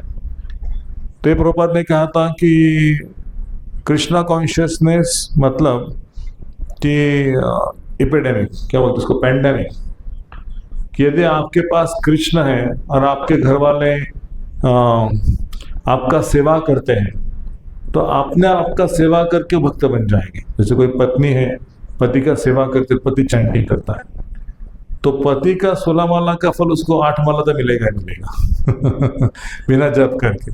और धीरे धीरे सेवा करके उसका क्या हो जाएगा, हरिनाम बढ़ेगा।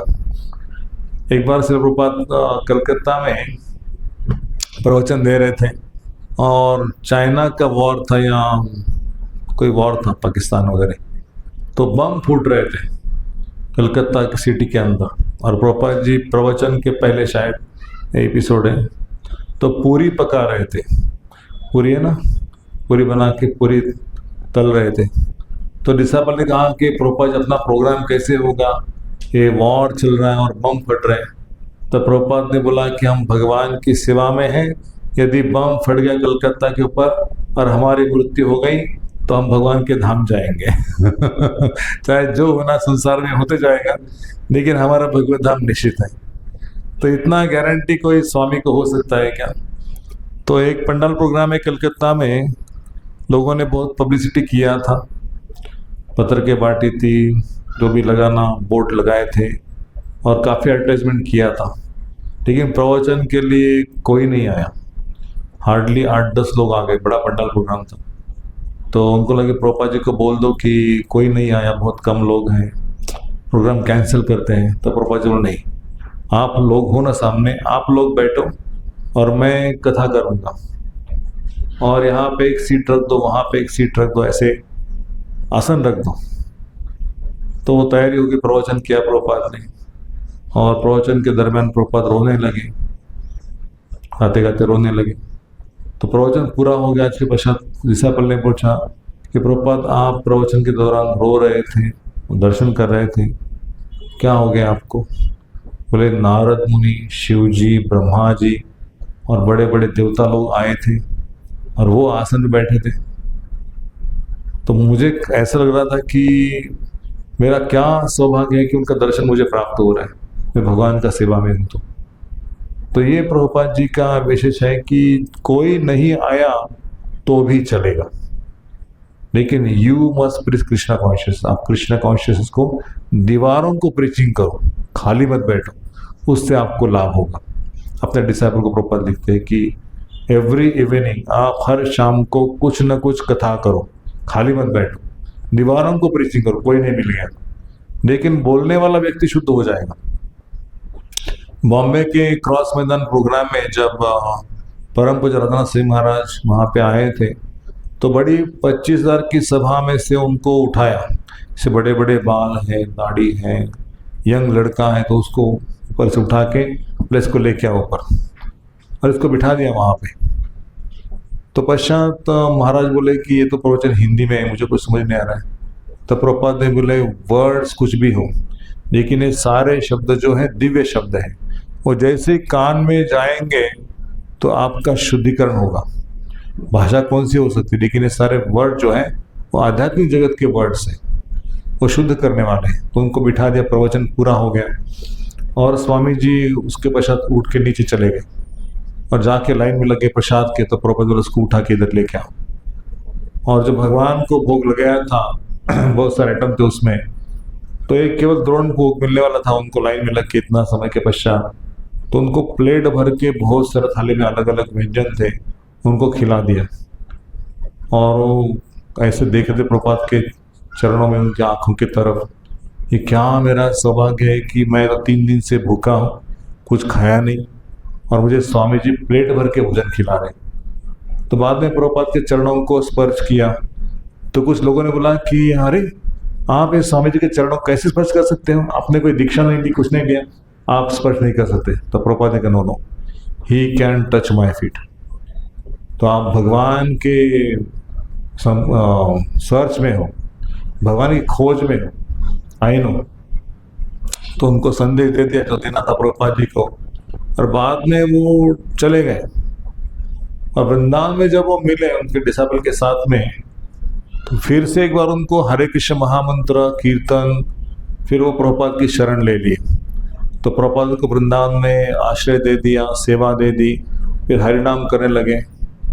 और वो आज राधानाथ स्वामी जो बड़े विख्यात सन्यासी हैं, प्रभुपाद के डिसाइपल हैं, जगत में प्रचार कर रहे हैं। तो प्रभुपाद ने ऐसे समय में कि ऐसा सोचा नहीं कभी कि मैं किसी को दीक्षा दूं और वो इतना बड़ा कार्य करेगा।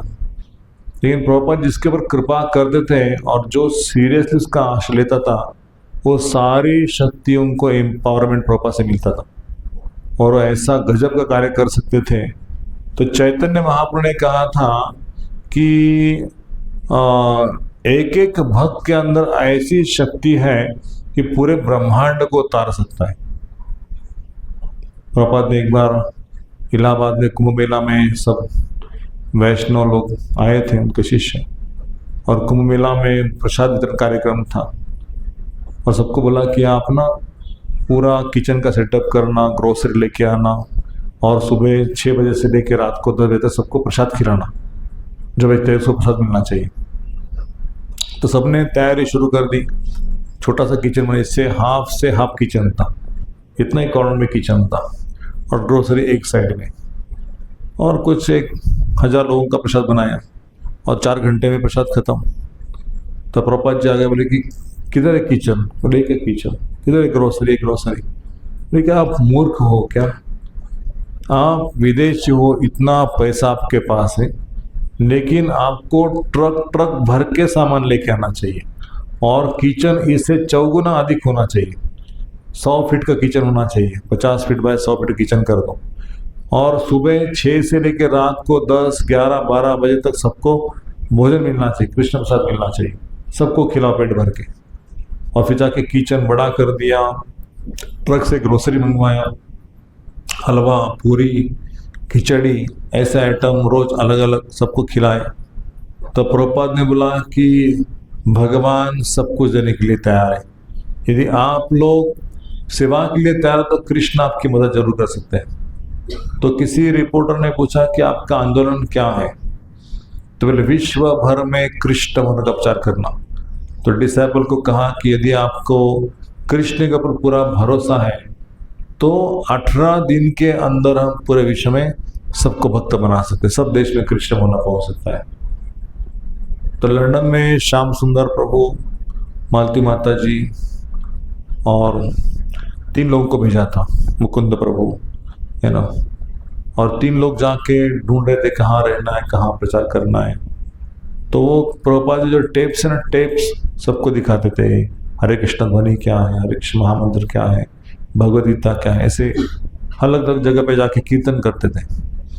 और पश्चात प्रभुपाद जी ने देखा कि इनके अंदर ऐसे प्रचार करने की ऊर्जा है, तो उनसे अलग अलग सेंटर्स में, अलग सिटी में जाके प्रचार करके मंदिर बनवाए।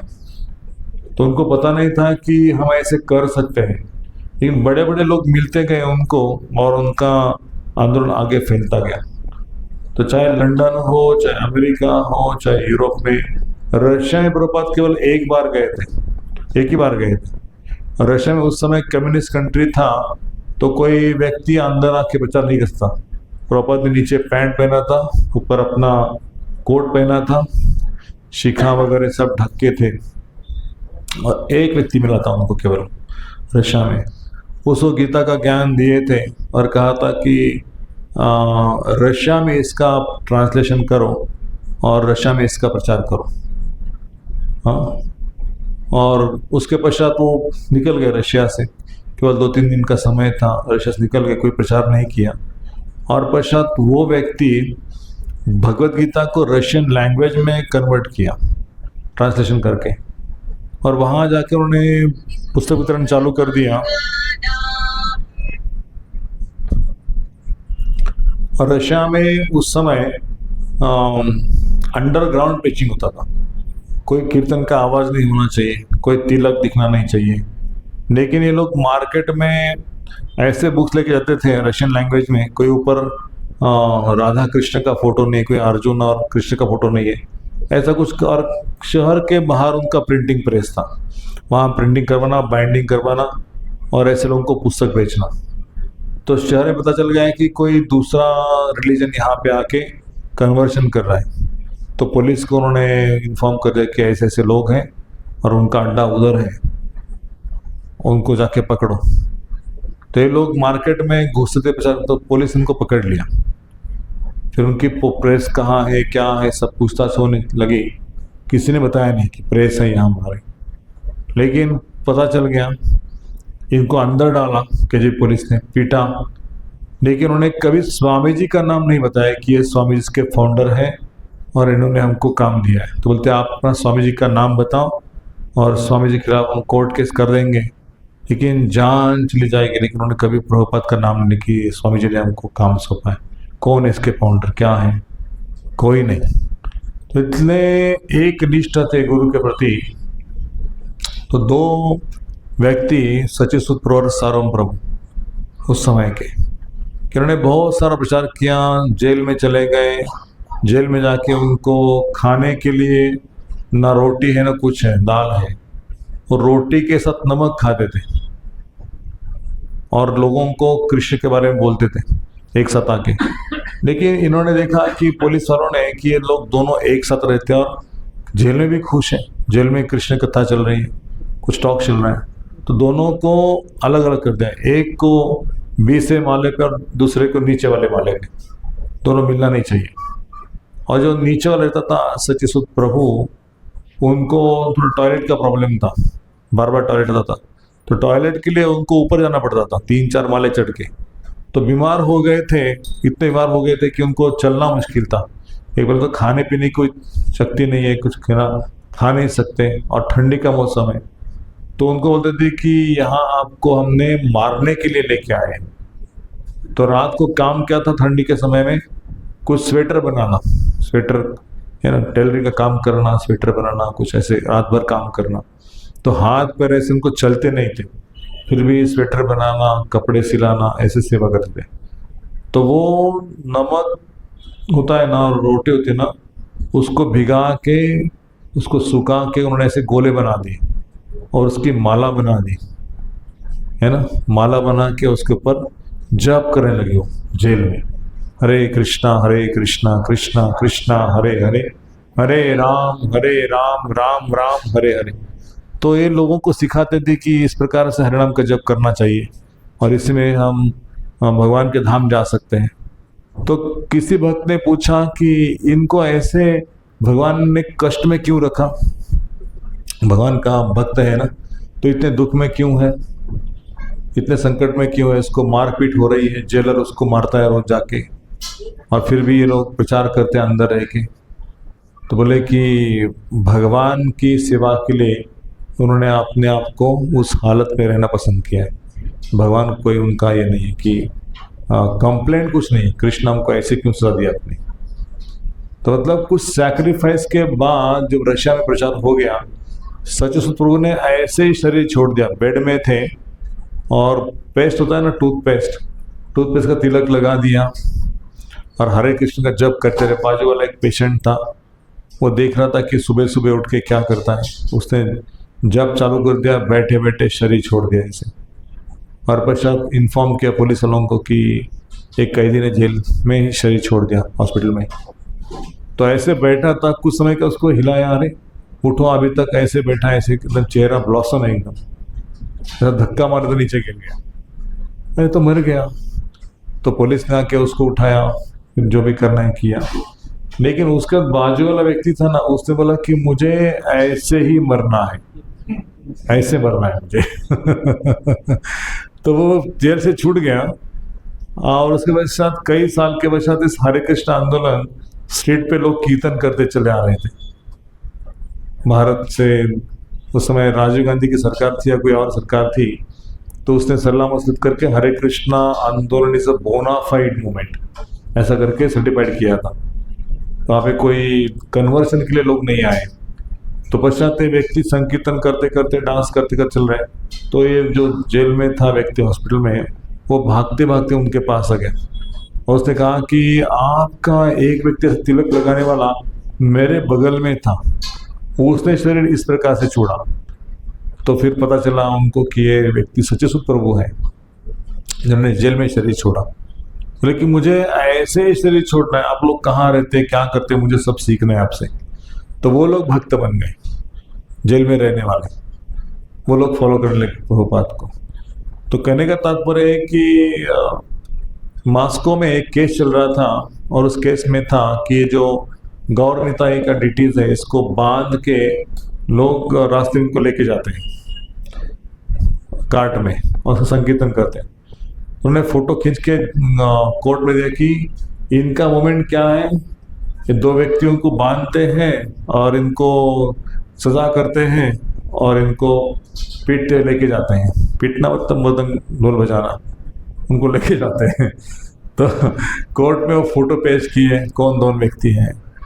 तो फिर उनको बताया कि कोर्ट में हमारे भक्तों ने कि ये गौर निताई है, ये कलयुग के भगवान है, इनको बांधा नहीं है, इनकी शोभा यात्रा चल रही है और ये सबके ऊपर कृपा करने के लिए आए हैं, देश विदेश में हरिनाम का प्रचार करने के लिए। तो बाद में वो जेलर ने पुलिस ने बोल दिया कि इस्कॉन आंदोलन जो है बोनाफाइड आंदोलन है, ये लोगों का कल्याण करने के लिए है। ये गीता कोई ऐसा स्क्रिप्चर नहीं कि कन्वर्शन करने का स्क्रिप्चर है, ये तो लोगों के जीवन में बदल आता है। लोग खुशी में आनंद में नाचते गाते हैं, लोग नशा से छूट जाते हैं। इसको बोनाफाइड करके सर्टिफाइड कर दिया और पूरे मॉस्को में जल्लोश हो गया हरे कृष्ण आंदोलन का। तो ऐसा नहीं कि प्रभुपाद ने स्ट्रगल नहीं किया, पहले से भी उनका स्ट्रगल था। हाँ, बचपन से मतलब स्ट्रगल के बाद जो खुशी मिलती है ना, तो वो करने की हिम्मत बढ़ती है। लेकिन पहले सब कुछ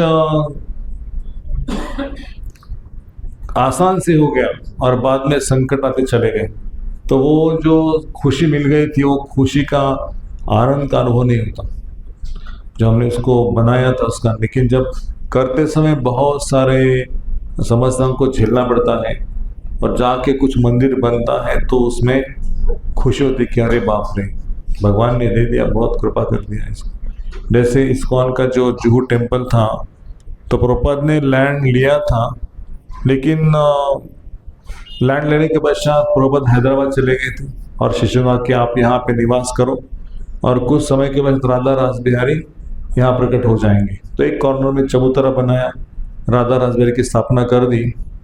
और जो नायर नाम का व्यक्ति था, ओपी नायर, जेपी नायर जो भी है, वो नायर व्यक्ति की ऐसे हो गए कि उसने एक कुछ समय के पश्चात गुंडे लोगों को लाया और बोला कि यहाँ से आज आप जगह खाली करो, छोड़ दो जगह को। लेकिन स्वामी जी ने खरीदी ये जगह, आप कैसे छोड़ सकते हैं, हम नहीं छोड़ेंगे। तो प्रभुपाद जी को फ़ोन लगाया, फ़ोन मतलब टेलीग्राम कुछ होगा उस समय, तो टेलीग्राम करेंगे प्रभुपाद ने कि जगह को मत छोड़ो, वहाँ पे आप छोड़ के नहीं जाना। उसको ऐसे राधा राजवीर को ने वचन दिया है, हम मंदिर बनवाएंगे तो आप वहीं पे रहो। तो प्रभुपाद जी हैदराबाद में थे उस समय और ऐसे डिसाइपल जुहू में। तो जुहू में उस समय कोई कमरे नहीं थे सोने के लिए, ऐसे बाहर सोना, जंगली था एरिया वो। लेकिन चूहे, बिल्ली, कुत्ता उधर घूमने वाले और सब ड्रेनेज का एरिया, गंदा बांस, मच्छर विच्छर सब कुछ। तो ये लोग परेशान हो गए थे और फिर से गुंडा लोग आके माताजी के बाल पकड़ना, पीटना, उनको बाहर निकालना।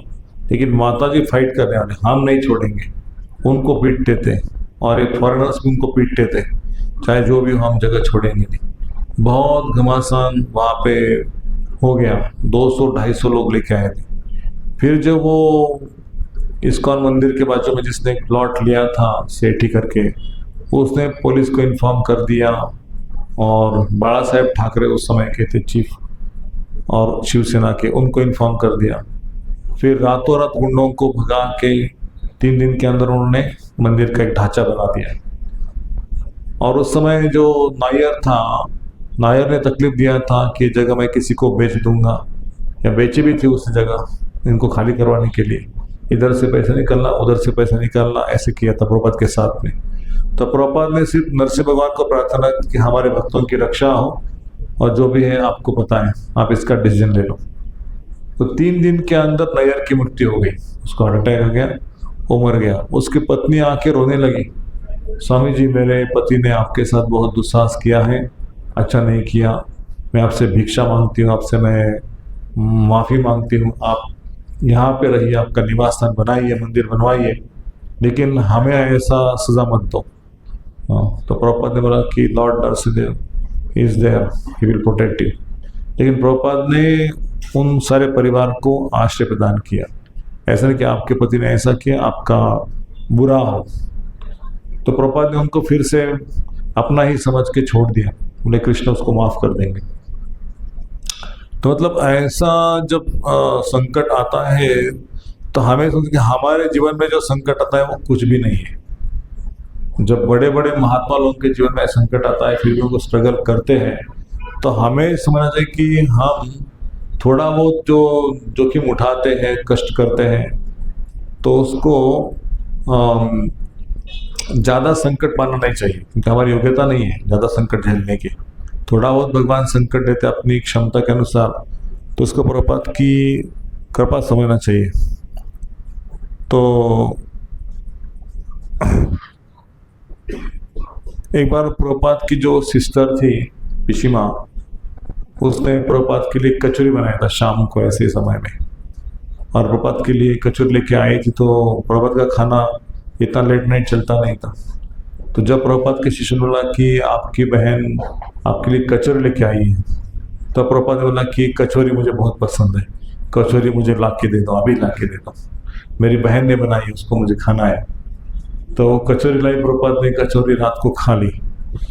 और कचौरी खाने के पश्चात तो मैदा का आइटम होता है रात को तला हुआ, तो प्रभुपाद के पेट में ऐसे एकदम जाम हो गया, कोई अंदर से उसको स्क्वीज कर रहा है, बहुत तकलीफ हो गई। रात भर प्रभुपाद सोए नहीं, और सुबह आके बोलते हैं कि this kachori has made havoc in my life, है ना। कचौरी ने रात भर मुझे संकट लगे, मेरे जीवन में मतलब उद्ध्वस्त कर दिया मेरा जीवन, लेकिन because my sister has made it I happily suffered. मैं इसको आनंद से स्वीकार किया, मेरा संघर्ष चल रहा था लेकिन इसको मैं खाया और इसको आनंद से सफरिंग अनुभव किया। तो एक बार प्रभुपाद जी को ऐसे पेट में कुछ हो गया तो वो सोडा मंगाते थे ना, और सोडा पीते थे। तो डिसाइपल ने सोचा कि प्रभुपाद पी रहे मतलब हमें पीना चाहिए, तो किसी ने सोडा का बोतल मंगवाया और वो पी रहा था। प्रभुपाद आश्रम में आ गए, ये क्या चल रहा है? तो प्रभुपाद ने बोला कि दिस इज सोडा। तो प्रभुपाद ने बोला who told you to drink it? नहीं प्रभुपाद जी, आप उस समय ले रहे थे तो हमने कहा कि अथॉराइज है। मुझे आपके लिए अथॉराइज नहीं है, ये मेरे लिए मैं कुछ कर सकता हूँ, आपने मेरा अनुकरण करना चाहिए। तो प्रभुपाद का मतलब ये था कि बाहर के जो सॉफ्ट ड्रिंक है वो नहीं पीना चाहिए, Coca Cola, Thums Up, Mirinda, ये वो सब नहीं पीना चाहिए भक्तों को। प्रभुपाद ने दीक्षा देने के बाद एक बोर्ड लगाया था, और उस बोर्ड में लिखा था कि from now onwards all of my disciples should follow 4 regulative principles.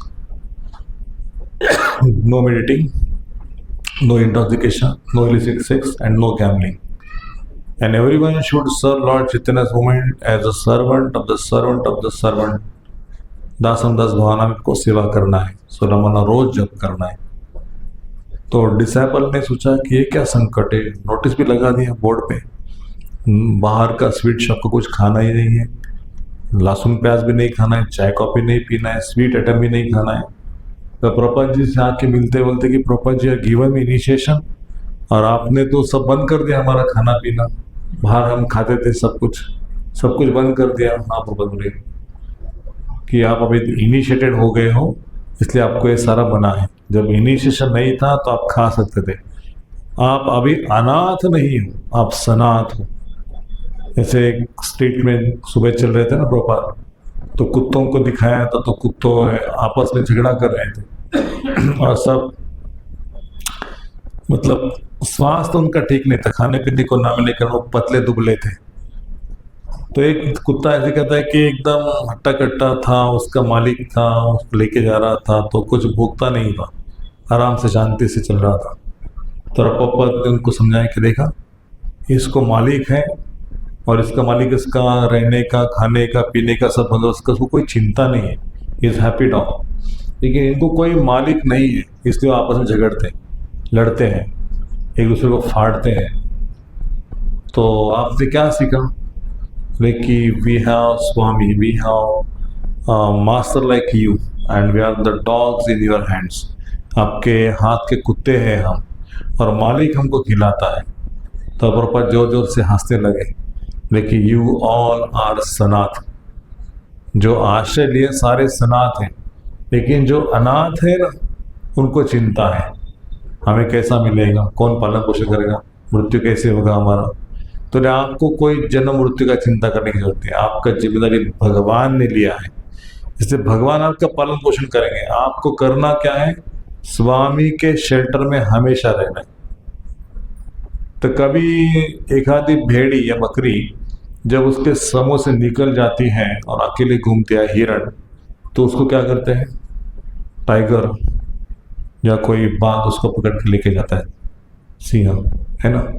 वैसे बोलते कि भक्तों के संग में आप रहोगे तो माया आपको कुछ नहीं करेगी, लेकिन यदि आप भक्तों के संग से अलग जाके कुछ करने का प्रयास करोगे तो आपको माया खत्म कर सकती है।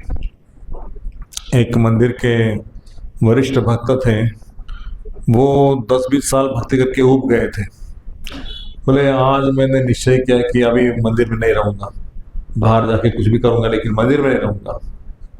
और वो मंदिर छोड़ के चले गए और अभी बाहर के ऐसा तो नहीं कर सकते, लेकिन उन चलो आज स्विमिंग करते ओशन में जाके, समुद्र में जाके। अचानक से एक बड़ा शार्क मासे से एक मछली आ गया, उसको मुंह फाड़ के देख रहा था, उसको इसको खा जाऊंगा मैं। तो उसको याद आ गया कि कब ऐसा संकट है तो हम क्या करते हैं? जय नरसिंहा, सी नरसिंहा, जय जय नरसिंहा, प्रहलाद जय पद्म मुखा पद्म, उग्रम वीर महाविष्णु जलंतन सतम नरसिंहम भीषणम भद्रम मृत्युर्नमामि हम। हे भगवान मुझे रक्षा करो। नरसिंह आरती गाते हैं, तो नरसिंह आरती शुरू कर दिया और वो अचानक से एक वेव आ गया, उसको 10 फीट उधर लेके गया, डायरेक्शन अलग, और शार्क मासा अलग है, ये व्यक्ति अलग है। तुरंत वो समुद्र के बीच पे आ गया, उसने कपड़े डाले और मंदिर में चला गया।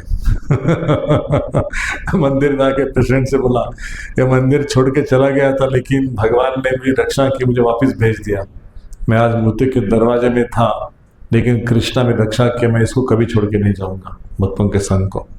तो प्रभुपाद ने बोला कि हाँ, भगवान भी भक्तों को टेस्ट करते हैं, आपको माया चाहिए या कृष्ण चाहिए।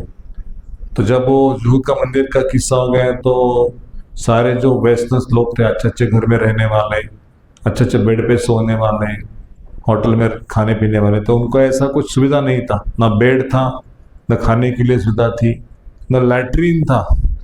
तो ऐसे ही वो बाहर जाके लैट्रीन करके आते थे।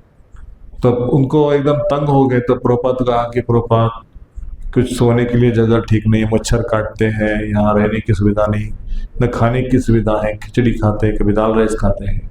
तो प्रभुपाद ने बोला what do you want, Krishna और माया। तो उनको कृष्ण का अनुभव था, उनको कृष्ण चाहिए, उनको माया नहीं चाहिए।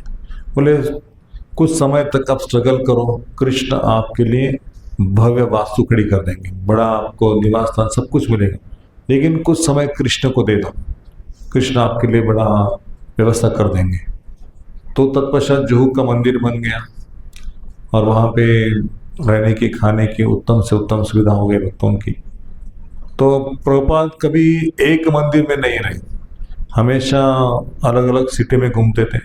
14 बार ट्रैवल किया उन्होंने विश्व में, 14 times it out all over the globe, और कभी किसी टेम्पल में 3 दिन के ऊपर, 4 दिन के ऊपर रहे नहीं।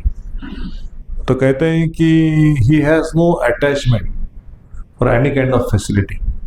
ये बार एक रोल्स रॉयस मोटर प्रभुपाद को दी थी और किसी रिपोर्टर ने पूछा कि Prabhupada you are travelling with this luxurious car Rolls Royce motor, तो प्रभुपाद ने कहा कि आपकी दृष्टि से बड़ी महंगी गाड़ी हो सकती है, लेकिन मेरी आध्यात्मिक दृष्टि से पतले की कार है, उसको पॉलिश किया है, रबर के टायर से उसको इंजन है, उसको थोड़ा सा पेट्रोल डाला है, बस उसका पर्पज है एक साथ समझाना। लेकिन आपने इसी कीमत की 20 लाख 10 लाख जो भी है, लेकिन मेरे हिसाब से इसकी कोई कीमत नहीं। और आपने मुझे गोल्डन कार भी दे दिया तो भी कम है, वास्तव में गोल्डन कार देना चाहिए स्वामी जी को, लेकिन आपकी तो पतली कार है, तो मतलब कोई वैल्यू नहीं था उसको। तो ये प्रभुपाद का प्रेम था कि सब चीज को भगवान के समय कैसे यूटिलाइज करना है। तो कहते हैं कि ग्रंथ क्या है, हमारे आधारशिला है प्रचार के, ग्रंथ आधार है, बुक्स आर द बेसिस। बोलते हैं प्योरिटी इज द फोर्स, शुद्धता ही हमारा बल है। और कहते थे यूटिलिटी इज द प्रिंसिपल, जो सुविधाएं हैं हमारे पास, उपयोगिता है, वो सारी सुविधाओं को भगवान के सेवा में लगाना, चाहे गाड़ी हो, घर हो, पैसा हो, सब सुविधाओं को भगवान के सेवा में, उपयोगिता सिद्धांत है। और लास्ट में कहते हैं सब सुविधा है, सब कुछ है, लेकिन प्रचार नहीं करोगे तो क्या फायदा। तो प्रचार ही सार है, ये सब मिलना है, इसलिए भगवान दे रहे हैं कि आप प्रचार कर रहे हैं, आपको प्रचार करना चाहिए, तो कृष्ण आपको व्यवस्था कर देंगे जो भी चाहिए। तो एक रिपोर्टर ने पूछा कि प्रभुपाद इतना सारा खर्चा कौन उठाता है, मंदिर कैसे चलते हैं। तो प्रभुपाद ने कहा कि जो पीछे बैठे ना बांसुरी वाले, वो सब खर्चा उठाते हैं। नहीं, मेरा कहने का मतलब है कि बाकी डोनर्स लोग जो है वो पैसे देते होंगे आपको। कौन डोनर्स है आपके, बड़े बड़े डोनर्स? तो प्रभुपाद ने कहा कि एक ही डोनर है हमारा कृष्ण। तो कोई शिष्य बीच में टांग डाला, बोला कि Prabhupad they are asking about the donors, who is the donors? Prabhupad ने बोला चुप बैठ, कृष्ण एक ही डोनर है, कृष्ण हमें देते हैं, वो व्यक्ति नहीं दे रहा है, डोनर्स नहीं दे रहे, कृष्ण हमें दे रहे। तो मतलब कोई व्यक्ति सोच सकता है ना कि डोनर के कारण मंदिर चलता है, लेकिन डोनर के कारण मंदिर नहीं चलता, भगवान के कारण मंदिर चलता है। यदि भगवान उनसे ना ले तो जैसे कहते हैं कृष्ण की इच्छा के कारण जगत चलता है। कृष्ण अगर सांस बंद कर दे तो जगत चलेगा क्या? वैसे कृष्ण अंदर बैठे हैं, उसको सैंक्शन करते हैं, हाँ दे दो। कृष्ण की इच्छा से लेना है ना लेना है। बड़े मिलीनियर लोग हैं, लेकिन कृष्ण उससे कुछ पैसा ही नहीं चाहते, वो नरक में जाने दो उसको, मैं उसका पैसा नहीं लूंगा। लेकिन कोई गरीब से गरीब व्यक्ति है और वो सोचता है कि मेरे पास 100 रुपए है कृष्ण के देने के लिए, कृष्ण ने 100 रुपए को आप स्वीकार करें, हाँ चलो ठीक है दे दो। तो मतलब यहाँ पे बहुत ऐसे रईस लोग हैं भारत में, अमेरिका में, कहीं पे भी, लेकिन देने की प्रवृत्ति नहीं है। तो कृष्ण उसको लेते हैं, उसका धन पाप का धन है ना, धन क्यों लेंगे कृष्ण? एक व्यक्ति पूना में आया था 20 लाख रुपए लेके कैश में। तो हमारे गोपाल कृष्ण महाराज को बोला कि महाराज ये सेवा में लगा दो, ये बालाजी का मंदिर मुझे बनवाना है, बालाजी का मंदिर बनवा दो। तो महाराज जानते थे कि इसका पोल्ट्री फार्म है और ये सब पाप का पैसा है, और उसको लगा के मुझे पाप लेने के लिए बोल रहा है, या भगवान को बोले आपका 20 लाख और आप दोनों जाइए यहाँ से, कोई मुझे पैसा नहीं चाहिए आपका। तो ये पैसा देने के लिए लोग तैयार है, लेकिन किसका पैसा कहाँ पे लगाना चाहिए प्रभुपाद वो जानते थे। हैदराबाद में एक बार प्रभुपाद जी उस समय 1973 में हैदराबाद में प्रवचन करने गए थे, तो वहाँ पे बहुत अकाल पड़ा था, कोई बारिश नहीं कुछ नहीं। तो किसी व्यक्ति ने पूछा कि क्या आप बारिश ला सकते हैं क्या? तो प्रभुपाद ने हाँ ला सकते हैं, लेकिन मुझे आपके लोग दे दो बारिश लाने के लिए, मैं कीर्तन करूँगा, मेरे पीछे ये लोग बोलेंगे। तो प्रभुपाद ने अपने शिष्यों के साथ में मृदंग करता सब कुछ लिया, और कुछ मंत्री संतरी और उनका स्टाफ लेके कीर्तन कर रहे हैं एक शहर में, और कीर्तन करने का बारिश आ गए। तो वो लोग बोले स्वामी जी आप ये शहर में चलो, आप वो शहर में चलो, वहां पे बारिश नहीं, वहां पे बारिश नहीं। बोले मेरा काम नहीं है, मुझे धक्के पे मत लगाओ, आपका काम है, आप कीर्तन करो, आपको जरूरत है। तो कलयुग का युग धर्म है, यदि आप कीर्तन कर तो बारिश आएगा। यज्ञात होती पर्जन्य, यज्ञ कर्म समुद्भव। कलयुग का यज्ञ क्या है? हरिनाम संकीर्तन। इससे मैं यज्ञ किया, भगवान ने बारिश भेज दिया। ऐसे उस समय नहीं हुआ, आज भी होता है। भगवान कीर्तन होता है मंदिर में तो बाहर बारिश आता ही है। तो प्रभुपाद ने सिद्ध किया है कि भगवान वास्तव में सब कुछ देने के लिए तैयार है, लेकिन हम लोग कृतज्ञ नहीं है भगवान के। तो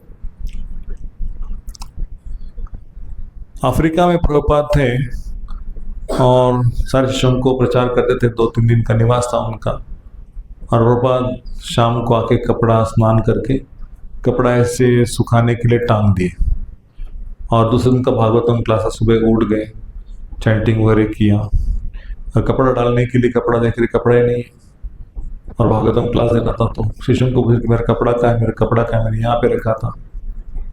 तो ढूंढ रहे, कपड़ा नहीं मिला किसी का। तो एक व्यक्ति प्रभुपाद का कपड़ा डाल के कहीं बाहर गया था। तो कुछ समय के पश्चात तो वो आ गया प्रभुपाद का कपड़ा, और प्रभुपाद देखा उसको कि वो मेरा कपड़ा डाल के आया है।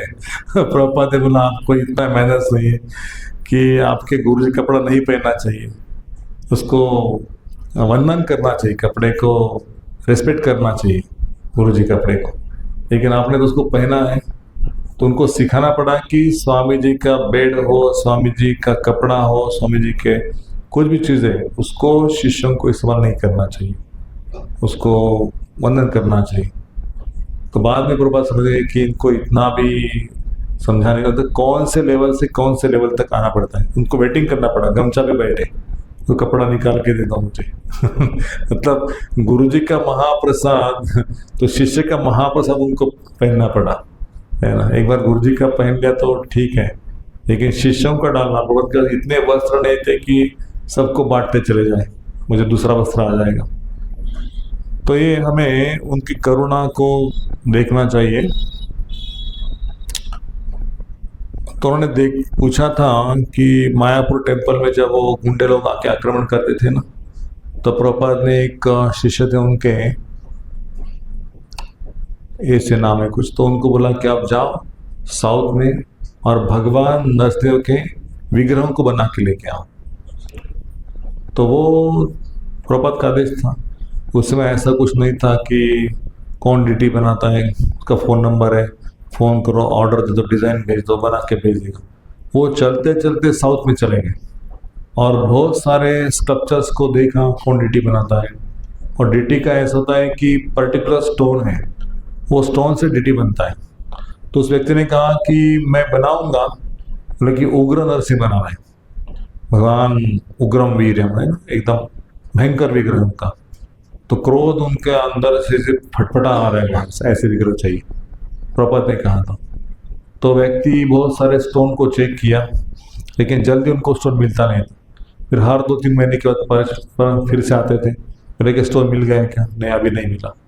ऐसे 8-10 बार उनका जाना हो गया, और प्रसाद एक बार उनको आत्माराम प्रभु, शायद उनका नाम ऐसे, तो वो आत्म तत्व प्रभु, तो उनको स्टोन मिल गया। और डीटीज को बनाने के लिए बोले टाइम दे दो, बहुत समय लगेगा। तो डीटीज 6 महीना, 8 महीना, 1 साल तक बनता गया। और फिर उनको मैसेज आया टेलीग्राम कि आपका डीटीज बन गया।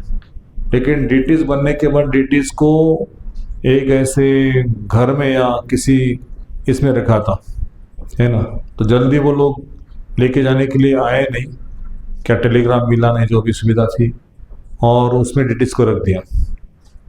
भगवान नरसिंह उग्र है ना, तो वहाँ पे उस गंजी को आग लग गई चारों तरफ से, डीटीज अंदर है ना। तो कैसे करके डीटीज को बाहर निकाला, तो वहाँ पे जगह को आग लग गई। तो आत्मा तो प्रभु आगे बोले कि आपके डीटीज ने कमाल कर दिया, वास्तव में उग्र नरसिंह है, ये कुछ भी कर सकते हैं, इनको जल्दी से यहाँ से लेके जाओ। तो एक ट्रक कर दिया, ट्रक में उनको लोडिंग किया, फिर अच्छे से पैकिंग किया, फिर मायापुर में डीटीज आ गए और मायापुर उनका स्थापना कर दिया। और उसके पश्चात जो मुस्लिम लोग आके आक्रमण करते थे ना, तो भगवान नरसिंह एक रात में उठ के मुस्लिम लोगों के पीछे लग गए। वो लोग ये लेके आए थे बम या कुछ पिस्तौल वगैरह और शूटिंग कर रहे थे भक्तों के ऊपर। तो उन्होंने रात को ऐसे कुछ पीटा भगवान नरसिंह ने और अपना रूप दिखा दिया।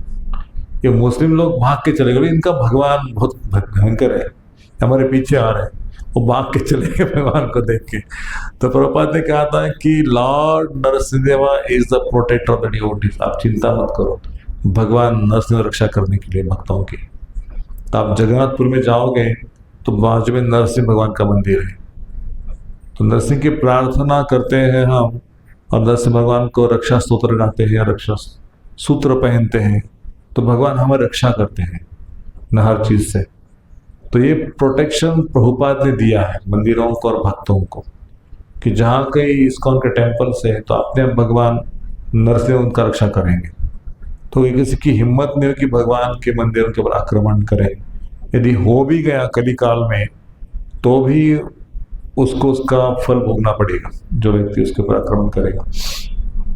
तो प्रभुपाद ने एक समय कहा था कि आप सब लोग मुझे कैसे खुश कर सकते। किसी ने बोला कि हम प्रसाद ग्रहण करके, किसी ने कीर्तन करके, किसी ने कहा किंग करके, भगवान का श्रृंगार करके, आरती करके, प्रचार करके, मंदिर बनवा के, अलग अलग प्रकार से लोग अलग अलग फेस्टिवल मना के, जन्माष्टमी रथ यात्रा जैसे उत्सव मना के। तब प्रभुपाद ने बोला एक किसी से मैं प्रसन्न नहीं होगा, कोई चीज मुझे पसंद नहीं कर सकता। एक ही चीज प्रभुपाद ने कहा कि यदि आप एक दूसरे से प्रेम करते हो, if you cooperate each other, if you love each other, then only I will be please. तो कलयुग में सबसे कठिन क्या है? कलयुग में सबसे कठिन है कि हम सब एक साथ रहें। हमारे बीच में जो ईगो है ना, अहंकार की भावना है ना, उस अहंकार की भावना को छोड़ के भगवान का सेवा करें, वो सबसे कठिन है। सबको भगवान या स्वामी बनना है या एंजॉयर बनना है, भोक्ता बनना है, लेकिन किसी को दास नहीं बनना है, मीनियल सब। एक बार श्रुत कीर्ति प्रभु का एग्जांपल है ना, श्रुत कीर्ति प्रभु वो लोटे साफ करके लेके आए थे, तो प्रभुपाद को दिखाया था, प्रभुपाद ने बोला इसको रख दो, तो उन्होंने अप्रिसिएशन नहीं किया। तो बोले कि Prabhupada ji I was expecting you should say something, thank you, बहुत सुंदर। तो प्रभुपाद ने कुछ नहीं बोला, तो प्रभुपाद ने उल्टा बोला था यू शुड से थैंक यू, आपने मुझे सेवा दी थी भगवान की, मेरा हृदय शुद्ध हो गया, तो स्वामी जी आपके ऊपर मेरी बहुत कृपा है, मैं बहुत आपका आभारी हूँ। ऐसे शिष्य को गुरु को बोलना चाहिए, लेकिन उसका इच्छा था कि गुरु मुझे बोले कि थैंक यू। तो प्रभुपाद ने समझ गए कि इसके मन में कुछ तो चल रहा है, तो उन्होंने कहा कि प्रभुपाद मैं आपका दास हूँ। तो प्रभुपाद ने बोला आप मेरा दास नहीं, आप तुच्छ सेवक हो, मीनियल सर्वेंट। मतलब सेवक का भी एक अभिमान होता है ना, मैं प्रभुपाद का पर्सनल सेक्रेटरी हूँ, प्रभुपाद का सेक्रेटरी हूँ, ऐसा अभिमान हो जाता है। तो प्रभुपाद ने कहा आप तुच्छ सेवक हो। तो ये प्रभुपाद की सीख थी कि एक बार प्रभुपाद एक क्लास देते हैं अमेरिका में, और प्रभुपाद ने कहा कि there are the hellish planets where the people who are sinful they will be placed in the hell. जो पाप करते हैं लोग, उनको पाप के कारण नरक में डाला जाता है। जो 4 प्रकार के पाप है ना, मांसाहार, नशापान, जुआ, व्यभिचार, उनके लिए उनको नरक में डाला जाता है। तो किसी एक लंदन के व्यक्ति ने पूछा कि प्रभुपाद जी नरक कहाँ है? तो प्रभुपाद ने बोला लंदन इज अ हेल। आप नरक में रह रहे हो। तो प्रभुपाद ने इसका एक्सप्लेनेशन दे कि लंदन में क्यों नरक कह रहा हूँ, कि लंदन में अंधकार ही होता है, 6 महीना वहाँ पे सूरज दिखता ही नहीं है, और सब लोग बिना सूरज के ऐसे तड़पते हैं, और सूरज आ गया तो कपड़ा विपड़ा कुछ नहीं पहन के बाहर स्ट्रीट पे आ जाते हैं, सूरज आ गया, सूरज आ गया, रोशनी आ गई। तो नरक में अंधकार ही होता है। इसे पड़ेगा कि ये लंदन जो है शहर नरक है, आप नरक में रह रहे हो, आपको पता नहीं कि आप नरक में रहते हो। लेकिन वास्तव में जो नरक है इसका वर्णन भागवत में आता है, 26 प्रकार के नरक है। यदि प्रभुपाद न हो तो आचार्य कहते हैं हमारे कि हम तो इस जगत ना सुखी रहते थे ना, हमारा परलोक सुधर जाता था। हम परलोक भी क्या अपेक्षा करें, हमको मनुष्य शरीर मिलेगा, अच्छे लोक में जाएंगे। प्रभुपाद ने हमको बचा दिया कि बोले उस समय एक अजामिल था, जो अजामिल आसत्संग के कारण उसका भ्रष्ट हो गया जीवन, उसको यमदूत पकड़ने के लिए गया है। लेकिन आज तो घर घर में अजामिल है। क्यों? क्योंकि उसका जो नेत्र है, उसके जो आंखें पिक्चर देखते हैं ना घर में, बड़ा बड़ा टीवी ला के, उसे तो एक दृश्य देखा कि किसी वेश्या के साथ कोई एक व्यक्ति आलिंगन कर रहा है, अश्लील। तो लेकिन ये आज मोबाइल और टीवी के ऊपर इतने लोग रोज देखते, तो उनका क्या होगा कलयुग में, उनके मस्तिष्क में क्या भरा है? तो उनका जीवन नरक की ओर जा रहा है और कोई इसके बारे में चिंता ही नहीं उसको। तो प्रभुपाद ऐसे व्यक्ति थे कि हर एक पापी को, हर एक शुद्र व्यक्ति को कैसे उत्तम भक्त बनना चाहिए, कैसे एक सज्जन व्यक्ति बनना चाहिए, उसके पाप लेने के लिए प्रभुपाद को बोला कि प्रभुपाद आप है ना ये दीक्षा देना बंद करो, शिष्य बनना बंद करो, और आपके शिष्यों को प्रभुपाद ने बोला कि मैं इसलिए आया हूँ, ये दीक्षा देने के लिए, उनका पाप लेने के लिए आया हूँ, ये भक्त बनने के लिए मैं उनका सब पाप हरण कर दूंगा, चाहे मुझे सफरिंग क्यों ना हो।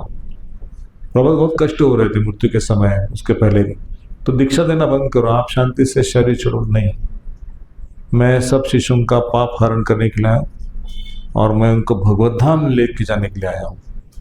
यदि वो 16 माला का जप करते हैं, 4 नियम का पालन करते हैं, तो मैं उनको पिछले डोर से भगवत धाम लेके जाऊंगा। भगवान चाहे उनको बोले कि 16 माला कर देगा, नहीं, मेरा रिकमेंडेशन है, उनको मैं लेके जाऊंगा।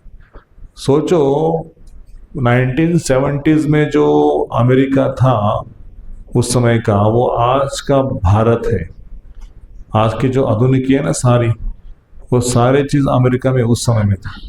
तो प्रभुपाद ने सोचा कि ये भारत का अमेरिका होने वाला है।